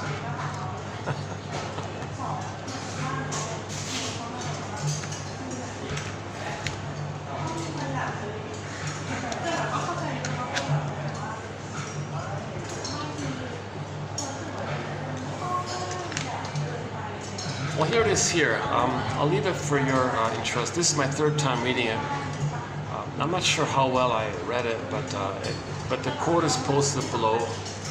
Now again, it's over 3 parts. This is part 3, so we finished it now. And in the next video, we'll do some quotes on anxiety. Yeah, so we'll go back to talking about anxiety.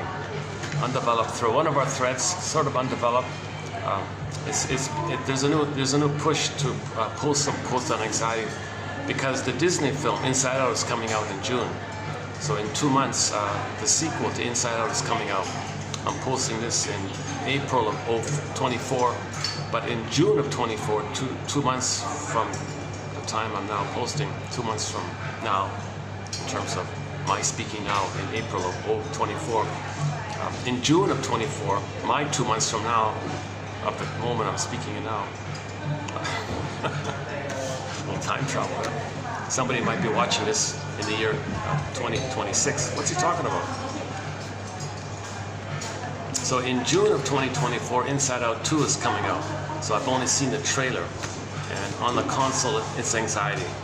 Anxiety, ennui, embarrassment, and envy. Interesting that they put envy on the console. Now think about that. What a miserable life to go through life with those 4 emotions. Anxiety means you're always living the old fears of the mother, those old infantile fears of the mother, her engulfment, her abandonment, her punishment, all those old fears coming up. Kind of like what happened to me with the other venue, thinking about, the complications going on with the staff there, the management, and the local, and the junior management, and the senior management, about my presence doing the videos there, where the middle management were fine, they were welcoming, but the new top people seem to be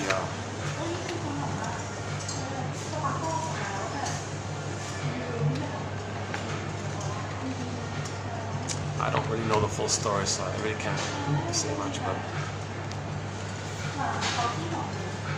but anxiety means some little things in the present are going to unknowingly remind you of your old ancient fears in the nursery or your childhood. You don't even know what those fears were. Usually it's about being abandoned, about being forced to freeze up your soul to please the mother. It's about feeling rejected, now you're ashamed, now you're scared, you're terrified. All these kind of old, unprocessed, unmetabolized, unreckoned, unformulated, unidentified, unnarrated, just floating there like ghosts, like this. Like an angry ghost or something, and something in the present flares them up, and then that leads to the physiological response of anxiety. Okay, sweating and tension, all the other symptoms of anxiety one can list.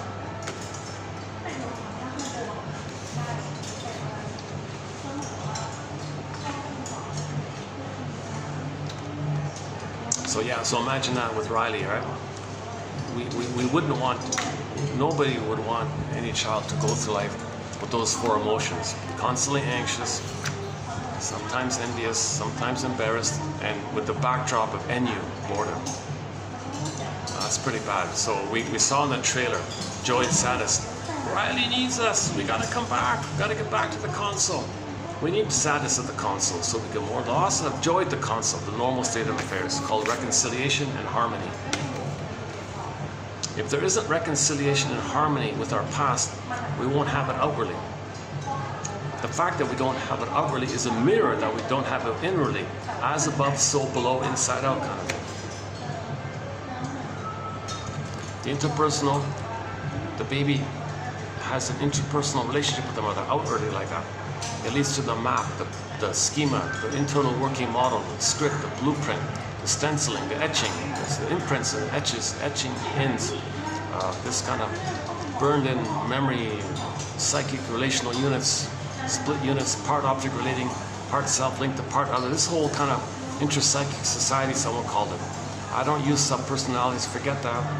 I don't even like egos, different ego states. Maybe it's not so bad, but anyways, there's an internal working model that you laid down by the interaction with the mother. The interpersonal leads to the intrapsychic. Human connections lead to neural connections. The baby's brain is malleable. He's laying down neural pathways by that interaction with the mother. So if that interaction with the mother is problematic, okay, so now there's a neurotic structure. He's going to go through life recreating what caused that neurotic structure with the hope to get a proper structure. He can't do it. Only the mourning process can do it. Forgiveness, constructs, theories, ideas. Because then things loosen up. Now you're validating. You say to yourself, I must have a very good reason for being neurotic. Now you're validating. You say to yourself, I must have a very good reason for feeling uncomfortable at that other venue. So you do that, right? If you feel uncomfortable, just say to yourself, I must have a very good reason for feeling uncomfortable. And it takes you to the past. You ride the vehicle of your emotions to the past, to the source. Stay with it. Takes you past. And if you do that kind of stuff, you'll get dreams, things loosen up. You wake up in the morning and say, oh, it's like this in my soul today. You take a dream sequence and free associate. What is that dream sequence? What does that remind me of? And now you're making the unconscious conscious.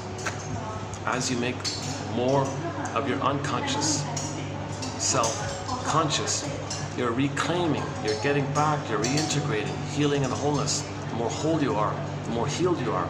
So when you make the unconscious conscious, you're accepting more of yourself, your psychosynthesis, reintegration, i.e. wholeness like that. So these quotes can lead to dreams, and then you take the dream, write down what you remember in your notebook, TTAQ, get the dream entitled, identify the theme, A for affect, Q for question. Create a question you think your repressed self, your second self, your repressed self, your unknown self, your double self, the one who walks with you, who's not like you, who is you. Someone's living my life, I know nothing about him. Your authentic self that's frozen up like that, all the energy in that past called the repressed self. What is this repressed self asking? Identify a question like this, TTAQ. Then you say to yourself, it's like this in my soul today. It's like this in my soul today. It's revealing your patterns, it's showing you your wish fulfillment, how you create things to satisfy your wishes, but it tells you your psychic structure at the same time. That's the theme. So there's condensation, there's displacement, something can represent something else. It's trying to reach your consciousness. So when you get a dream sequence, it's usually not direct. Sometimes it is, sometimes it isn't. Whatever it is, you get a dream sequence, then you take this sequence, you take one of those sequences that you got in your dream and say to yourself, what does this remind me of? And free associate further, you'll get more insights. Okay, leave it alone. Okay, it's like this in my soul. Now you know what's going on with you. Now you got some glimpse of what happened in the past. Okay, now this messaging Hermes flying across, we can also say it's coming from our inferring mind to our conscious mind. Hey, conscious mind, I'm your inferring mind, your unconscious mind. Could you please make the inference? Could you please find some inferences here? I'm your inferring mind. I want you to make an inference because I want you to know what happened in the past. I can't communicate with words. Okay? I'm communicating to you with dreams and your patterns and all this. Make the inference. Observe yourself. and make the inference. So if I felt anxious at the other venue there, I got to say to myself, I must have a very good reason for feeling anxious there. Actually, I'm starting to feel a little slightly anxious here as well. Why is that?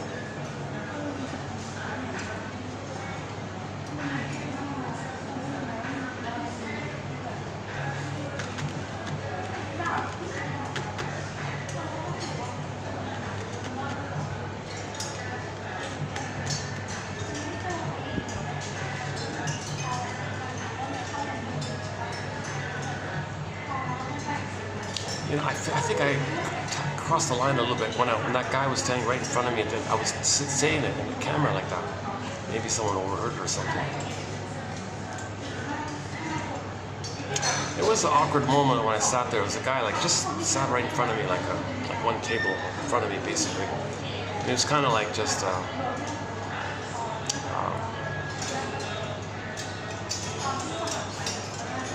His mannerisms was a little distracting. Attention seeking, maybe passive aggressive gestures or something.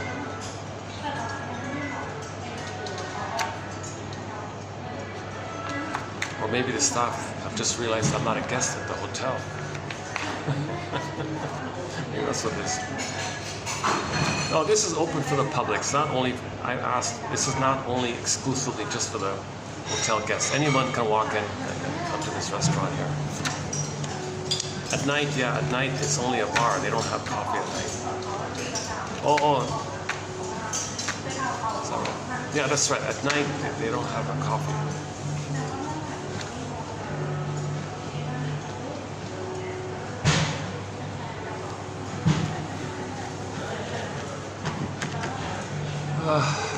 What else?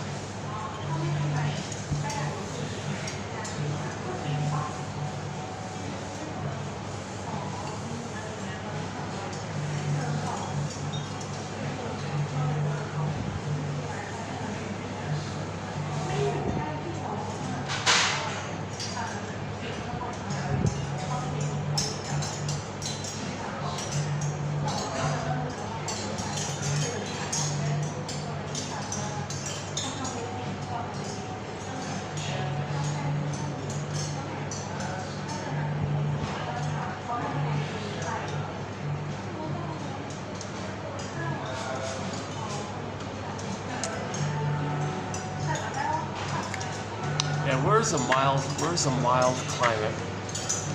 Where can I find mostly year-round mild climate where I can walk along the shore? It doesn't have to be a fancy beach or anything, it'll be too crowded.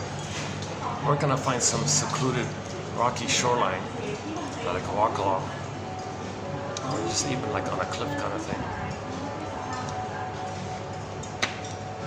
It's funny, I had that briefly a couple of years ago.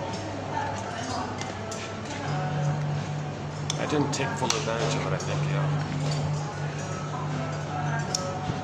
Next time we'll get it right. Bob Seger sings in his song called, what's it called?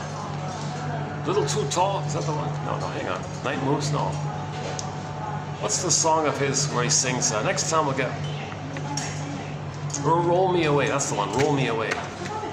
We don't have any of his songs. Oh, yeah, I think we have one Bob Seger song on our soundtrack. That one there, Roll Me Away. That one there. Steve Perry's song as a soloist called Friends of Mine is recently added to our soundtrack, with the one with the harmonica, that one there.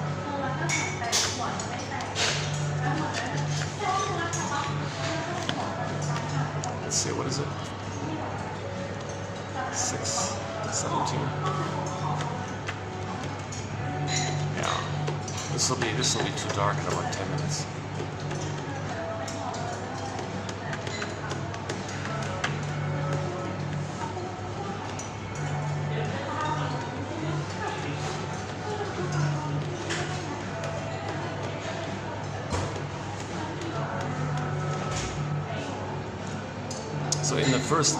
So in the first Inside Out, We wouldn't want the poor kid to go through life only with anger and fear at the console.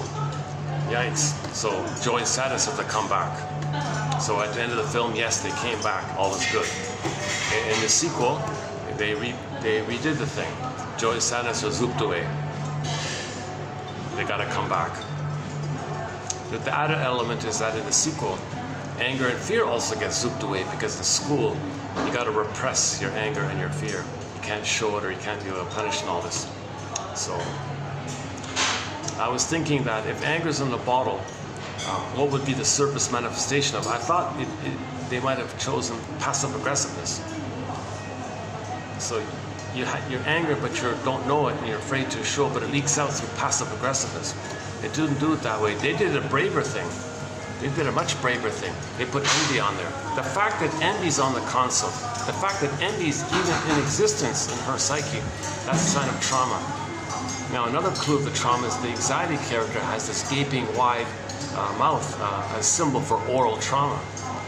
Plus, the character has baby teeth. The teeth haven't even fully grown in. Again, a sign of trauma in those early weeks, or early months like that. So that's why there'd be envy there. So it kind of fits like that. So anxiety's at the console because there was oral trauma very early on. Now, to give that mother credit, she did make sure that there was no prenatal trauma and birth trauma. Because the first memories were the golden orbs, right? The golden balls. Golden ball, golden memories. So that means when the baby was born, there was no trauma there. So the mother did an excellent job in terms of not traumatizing her baby or abusing her baby while she was pregnant. So the mother didn't smoke or drink while she was pregnant, and she was able to give a natural birth. The problem is afterwards, right? We're dealing with after that time. So the trauma took place in those during the breastfeeding time. And yes, I have a hard time imagining that mother being kind of a warm, loving mother. She probably used the bottle and all this stuff.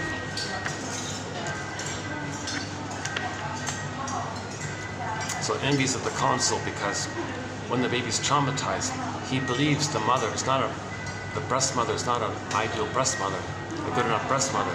It's the envy breast. It's actually, the jargon is, the technical jargon is the envy breast. The baby perceives the mother as hating his goodness, damaging his goodness. He becomes her now. That's why envy's at the console. So anger is bottled up because in school you don't want to show anger.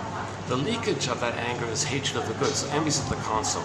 Plus, we see in the trailer that in the unconscious there's a deeper rage. They call it sarcasm. But the way they demonstrated the emotionality of the sarcasm was pretty intense. It was filled with contempt and filled with immense hate. Even the character anger said, "Oh my God, this is even too much for me." That the message that the hate that there's even a greater rage. So they didn't put the Wicked Witch in there. They just put elements of the Wicked Witch, a Snow White Wicked Witch.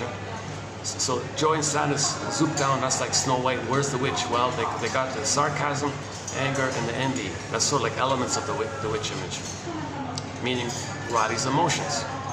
Riley feels like the Wicked Witch. The mother isn't a Wicked Witch, but he feels like it. That feeling, so you create an image like that. So they didn't take it that route for some reason, but they are showing the fact that Riley was traumatized. Riley was traumatized. If envy's at the console, and we see anxiety as a symbol of oral trauma, plus obviously joy and sadness keep getting zooped away because there's no identity. Riley's needs didn't get met, so the pleasant feelings zoop away. So in general terms, when needs are met, the pleasant feelings are there. When needs are unmet, the pleasant feelings zoop away. You go back to the first primitive survival brain called the survival brain. There's anger and fear on there. So the first Disney film showed you the basic two groupings of emotions. The primary basic quote-unquote the human side of being human, of joy, sadness, the golden ball, authentic self, and all this. So when the needs were met, those emotions disappeared. You went back to the first survival brain of the stress response, or fear and anger. So in the first film, fear and anger ran the console. So luckily Joey Sanis came back, and then oh wow, oh there's a huge cat. There's a huge cat here. This cat, oh my God, it's just near the. This cat, oh my goodness. He's about, let's see, maybe it's behind the tree. Oh, there's a massive cat. Oh my God, he's like looks like the size of some dogs. I can't see him. Where is he? Oh, he's lying down on the. Oh, he's lying down on the corner there, behind the tree there.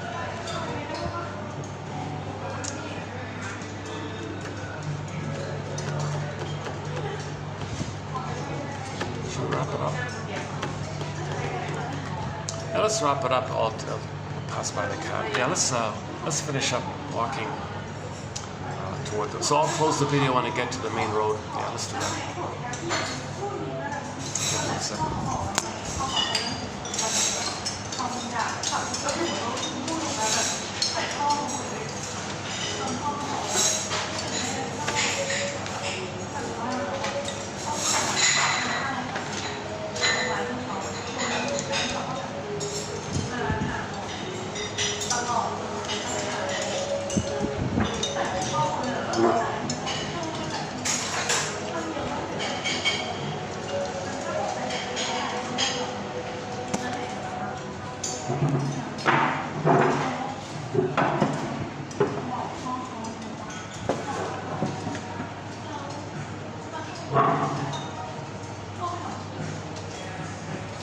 Thanks guys.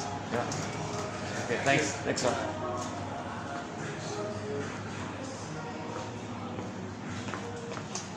Is everything okay? Was I too loud? I hope I don't. You sure? Oh, yeah. Okay, thanks.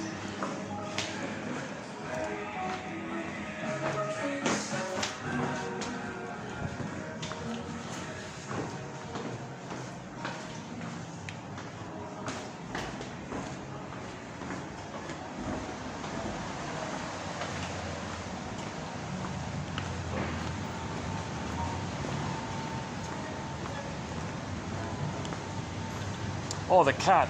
Where's the cat? Oh, where'd he go? Oh, the taxi scared him off. Oh, there he is. Can you see them? Oh, I guess he's not that big. Is he limping?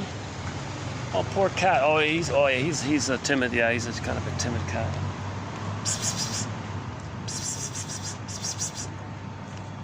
Hello. Meow. Can't get the front.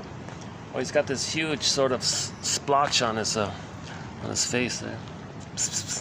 Oh, there's another cat underneath the little truck there, underneath the little tractor or whatever you call it. The little workman's thing there. Yeah, there's two cats. Can you see the one underneath?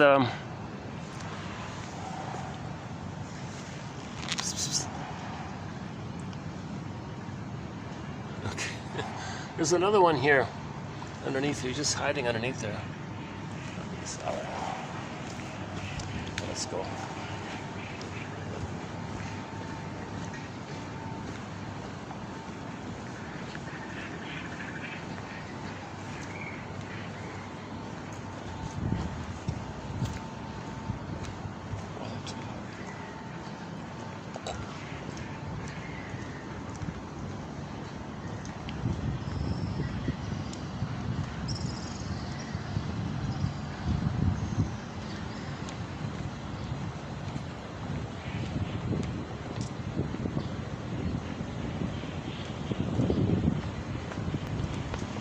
And another maybe clue to the trauma of Riley is her pupils dilate widely. So when she sees the attractive possible maternal symbol, she had an immense excitement of the possibility of getting mother's love. Okay, the unmet need for love is seen, so she projects her need for a positive mother onto this Valentina woman. So that's why she said, wow, like this chase like that, the pupils dilated widely. But there's an immense fear at the same time. So there's a great excitement, great fear. So the pupil's widely dilated. Unless, now she's not on pills or something, so I think we can rule that part out. That's another clue of the unmet symbiosis.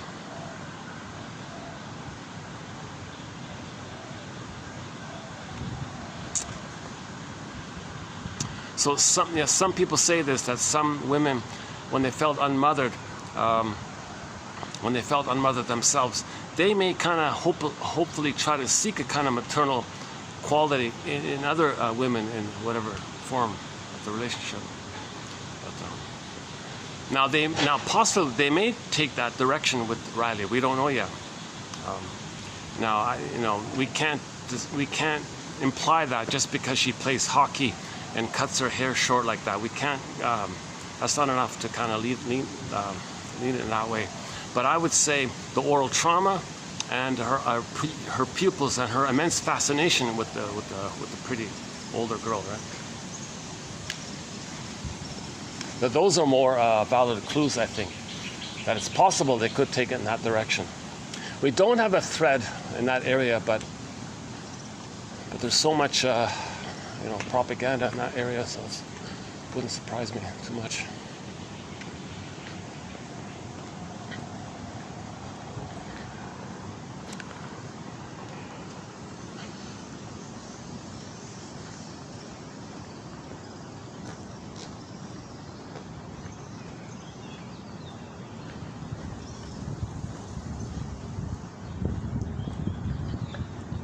Oh, there's another black and white alley cat there, stray cat.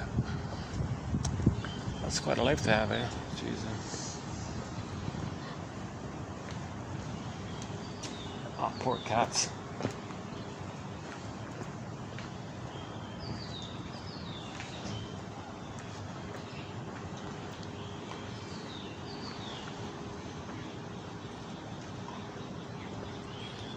So since Joy's in the bottle in the Disney film and Inside Out 2, Joy is suppressed in the bottle and all this, the surface expression of that they put as ennui, boredom, like that. If you have Joy at the console, you don't feel bored. But if Joy's bottled up, you might feel bored. So that's for that. Okay, so anger's in the bottle, we got envy. Okay, fear's in the bottle, so we got anxiety. And shame is in the bottle. So we got embarrassment. Embarrassment as it's going to be the leakage of the bottle of shame when the person's triggered. So you'll feel embarrassed. Now sadness is in the bottle. One theory is somebody said they're going to put melancholia at the console in that film. I don't know. That would make sense.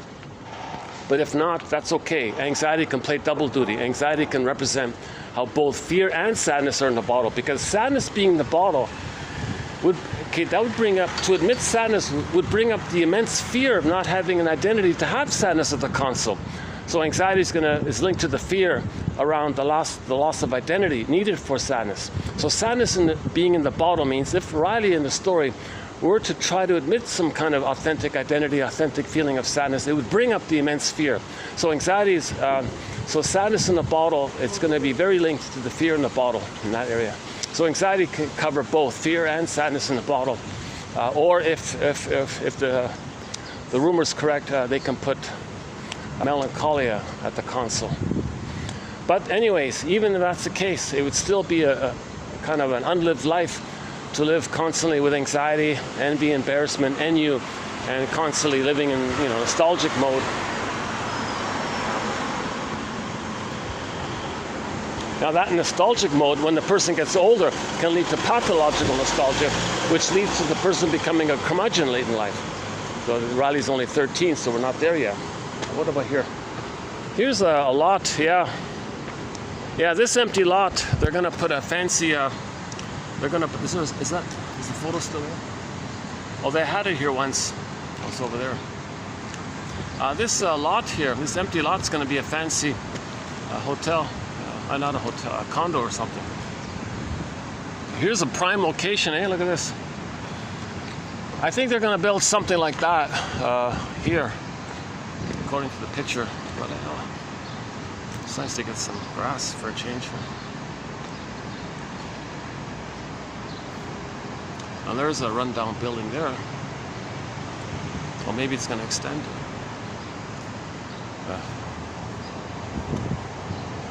We need more parks, eh? That's for sure. You know, Toronto had a very good idea. The guy who tried to do Ontario Place, he had a very good vision for Ontario. He couldn't complete and all that. But I read his story. It was very nice. He tried to create a real special kind of place. It was just sort of partially completed. But Ontario Place, that portion that he was able to make in the 60s is still there.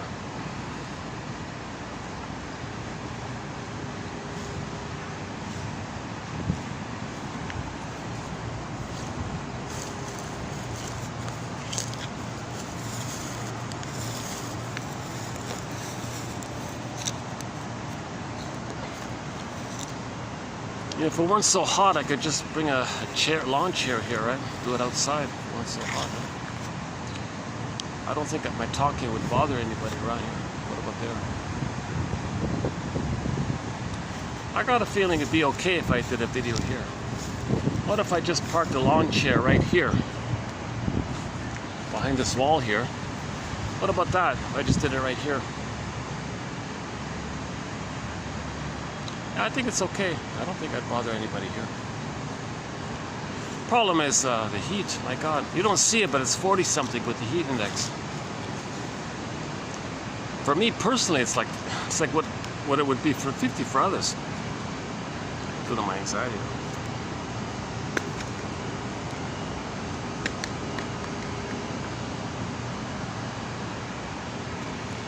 Any final thoughts? See, we did the pigeon joke. I tried to do the pigeon joke in at the end of the last video, part 2.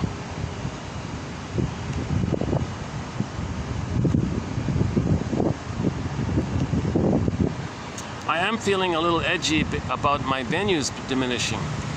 Like that one there, I don't know if I'll go back there anymore. We'll see. And if I don't process it, I probably won't go back. I thought maybe after 2 weeks of not going there, maybe I can go back there. But then, yeah, they appeared, and I felt a little triggered like that. Maybe it's benign on their end, or maybe it's subtle or whatever.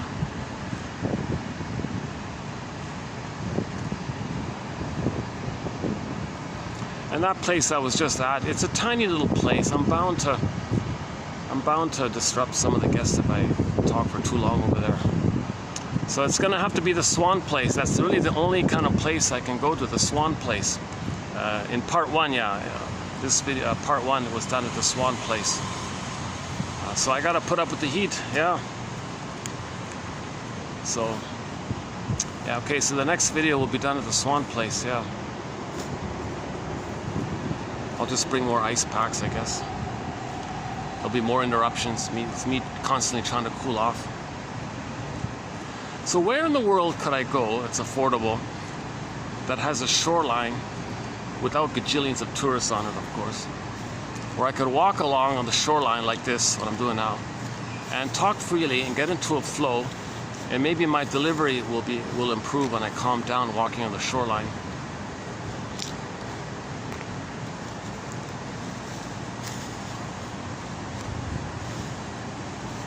But today's quote about this idea of reconciliation.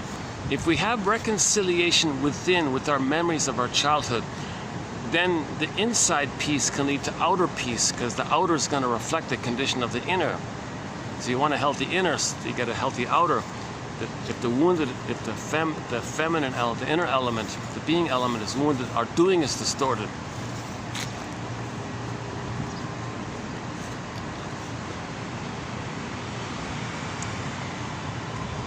Yeah, I feel a little better already just walking on the earth already, right? Get the energy of the earth. Oh, there's the ice cream guy, ice cream truck. Huh?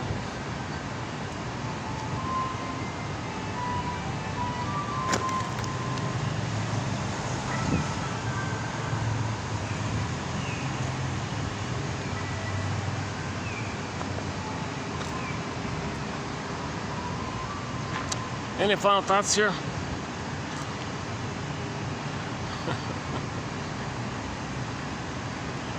wonder what dream. Oh, there's another cat. I don't know if you can see him. There's a black cat, sort of midway in the grass there. Oh, you can't see. Oh, you can't see him. It's nice to see the cats roam around. Yeah, that's good.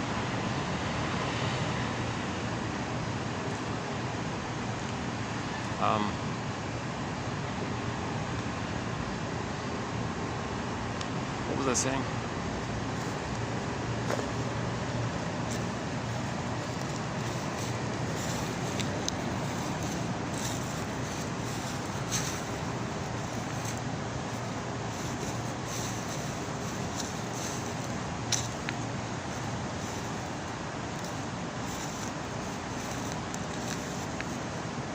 Oh, he's gone. He's gone already. Yeah.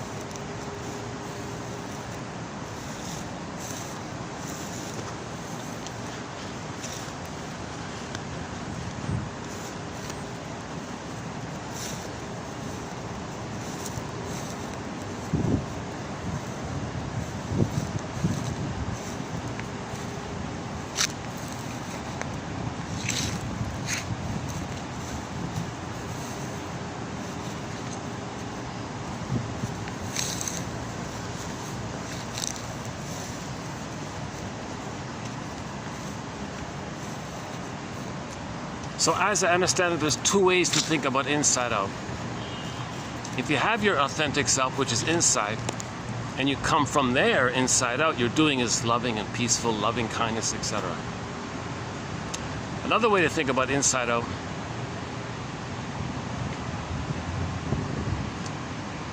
is that the outer reflects the quality of the inner.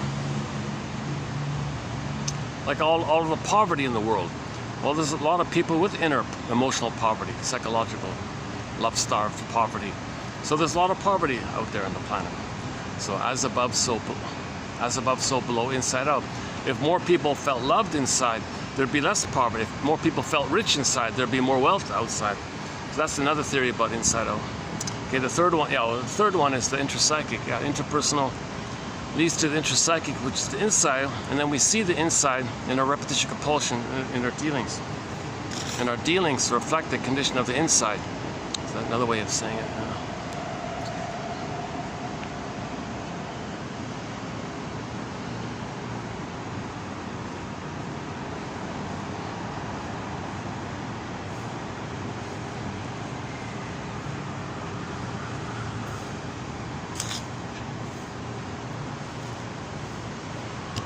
Yeah, in the trailer to Inside Out 2, the music was Steve Perry singing Any Way You Want It. That's pretty good, yeah, Any Way You Want It.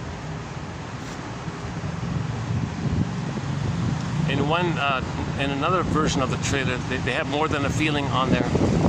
And in another version of the trailer, they've got that Crazy Train song of when the construction crew demolished the console to upgrade it to the teenager console, because he's making the transition from the child to the teenager time, right?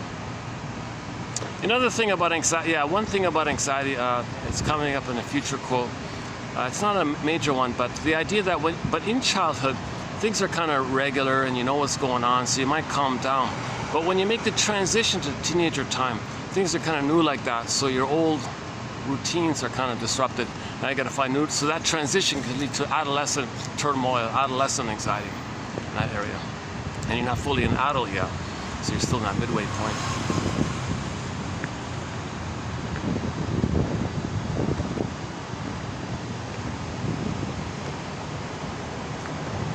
Karen Horney, yeah, one of our mentors, Karen Horney, talks about anxiety in the example of her giving a speech.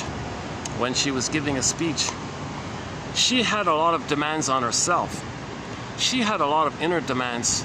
She calls it the tyranny of the shoulds. So she kind of has all these, she wants to be good enough to please the mother, so she has these kind of shoulds within. She projects those tyranny of the inner shoulds onto the audience, and she has the thought, dear audience, what do you want from me? Leave me alone. Now she's going to protest and rebel and be defiant against her mother, who gave her all. So she projected her own inner shoulds onto the audience. Audience has all these shoulds. Now, if she has that projection and she's going to rebel against the audience, that'll affect the quality of her speech. then she won't do a good job. That's called neurosis, due to this anxiety.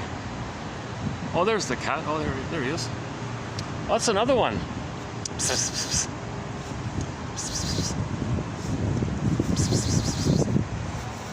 Can we see him?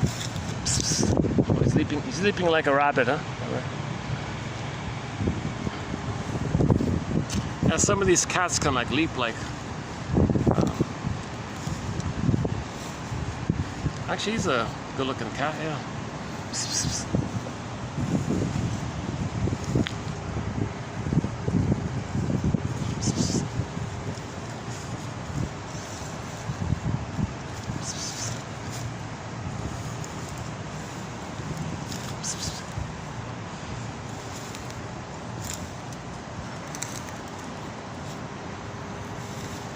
I wonder what kind of what grows here? What is this? What is this? What grows here? What is that? Some kind of a... Does it smell? It smells like a... It smells like a parsley or something. Not fennel, not parsley.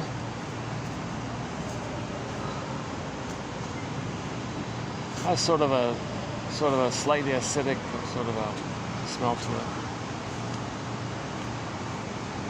Not too strong, yeah. Why do we end up here with this nice white flower here? Okay, let's end up here with this image of the flower. Oh, here's some hanging fruit. Oh, what's this? Oh, look at that. Oh, these are these, what are these? Are these mangoes? Huh. Wonder what these are. Anyways, here's the fruit of the tree. I don't know if you can see. Can we see it here? Okay. Can't really see it there. How can I get a good picture of it? Oh, hang on. Oh, let's do this. Okay, why don't we end up here with this nice little flower here? Yeah, this flower reminds me of the narcissus flower. If you go to the front cover of Alexander Lowen's book called Narcissism, you'll see a little white flower on there. Much smaller than this one, of course.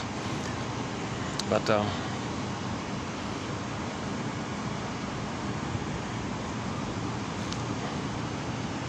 well,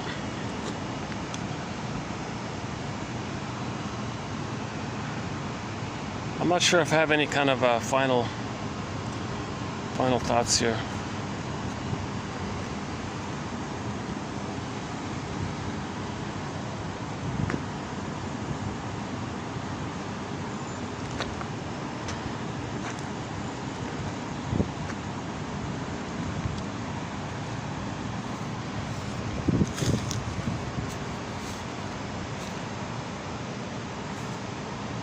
Oh, now I notice it. That tree that this came from has these round like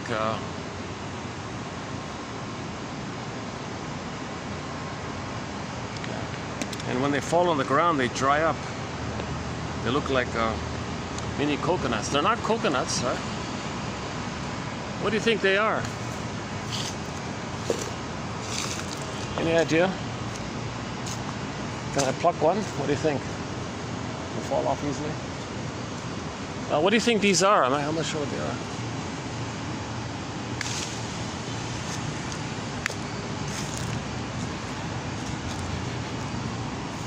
I wonder if this is guava or not. Oh, there's a taxi.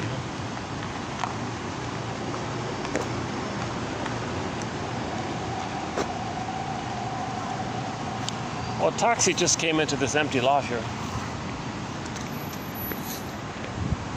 Maybe he's gonna have a rest or something. Okay, speaking of rests.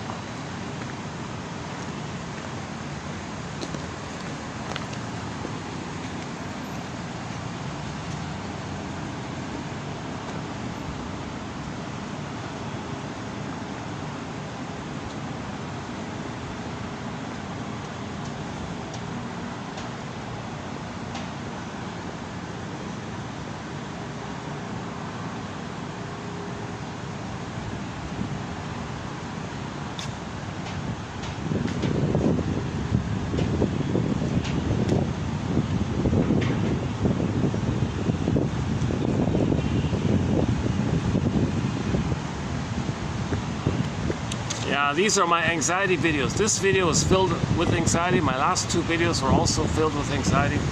I've had some good videos. I had some of these videos kind of dip down a bit, so sometimes they improve. There's a bit of a wave in my delivery. Let's just wrap it up. Oh, lighting here. I'm gonna wrap it up here. This guy gonna freak out on me here. Let's just wrap it up here. Okay, I'll see you in the next video. Thanks very much. This has been part 3 of 2809. Izette DeForest's chapter on the journey to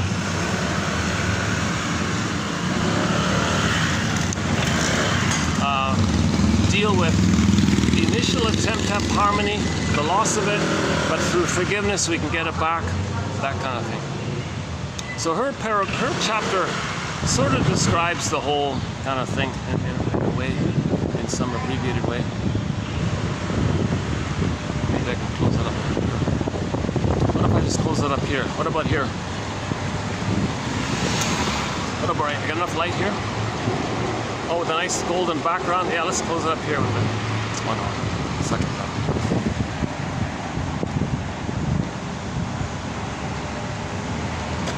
What about here? Can I go through here?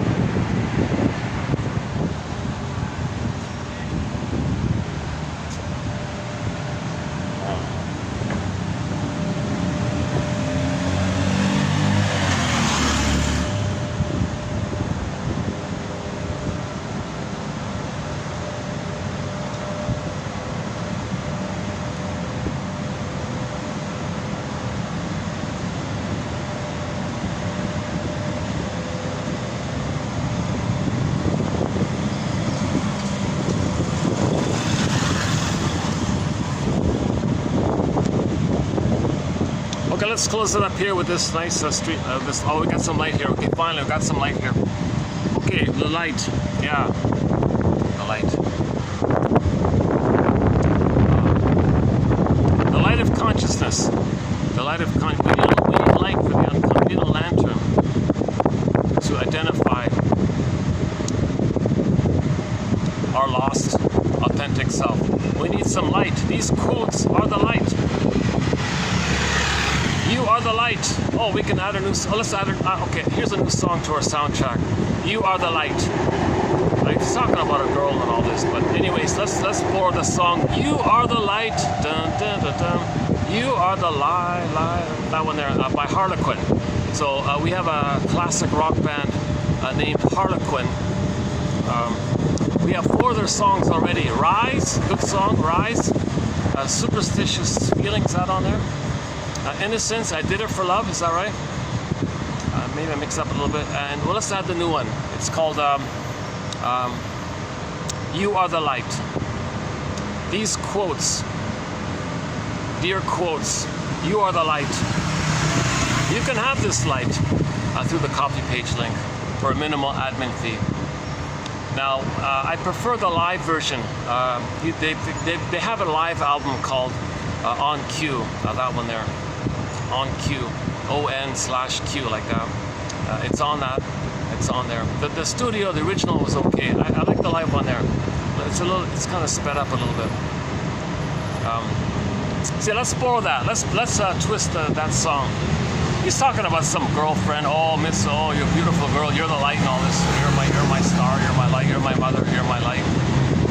I need you and all this. Well, let's borrow that song and say we need a light. These quotes can give us a light of lantern to recognize our unknown self, see it, get it back. On that note, you are the light as well. We're all authentic light. We're meant to shine our authentic self, and that's a kind of light when you do that. But there's also light of consciousness, and the knowledge giving us a light of lantern, night vision, to get back and to see our unknown self and make it known.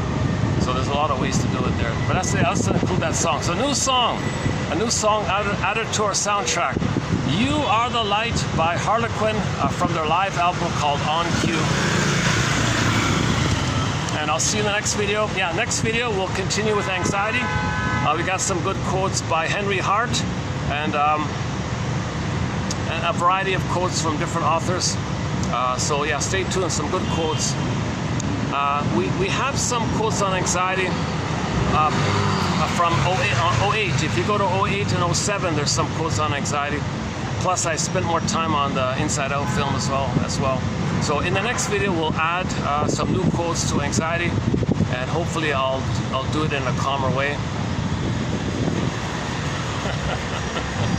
Hopefully I'll do it with less anxiety. And so thanks very much, and yeah, I'll see you next time.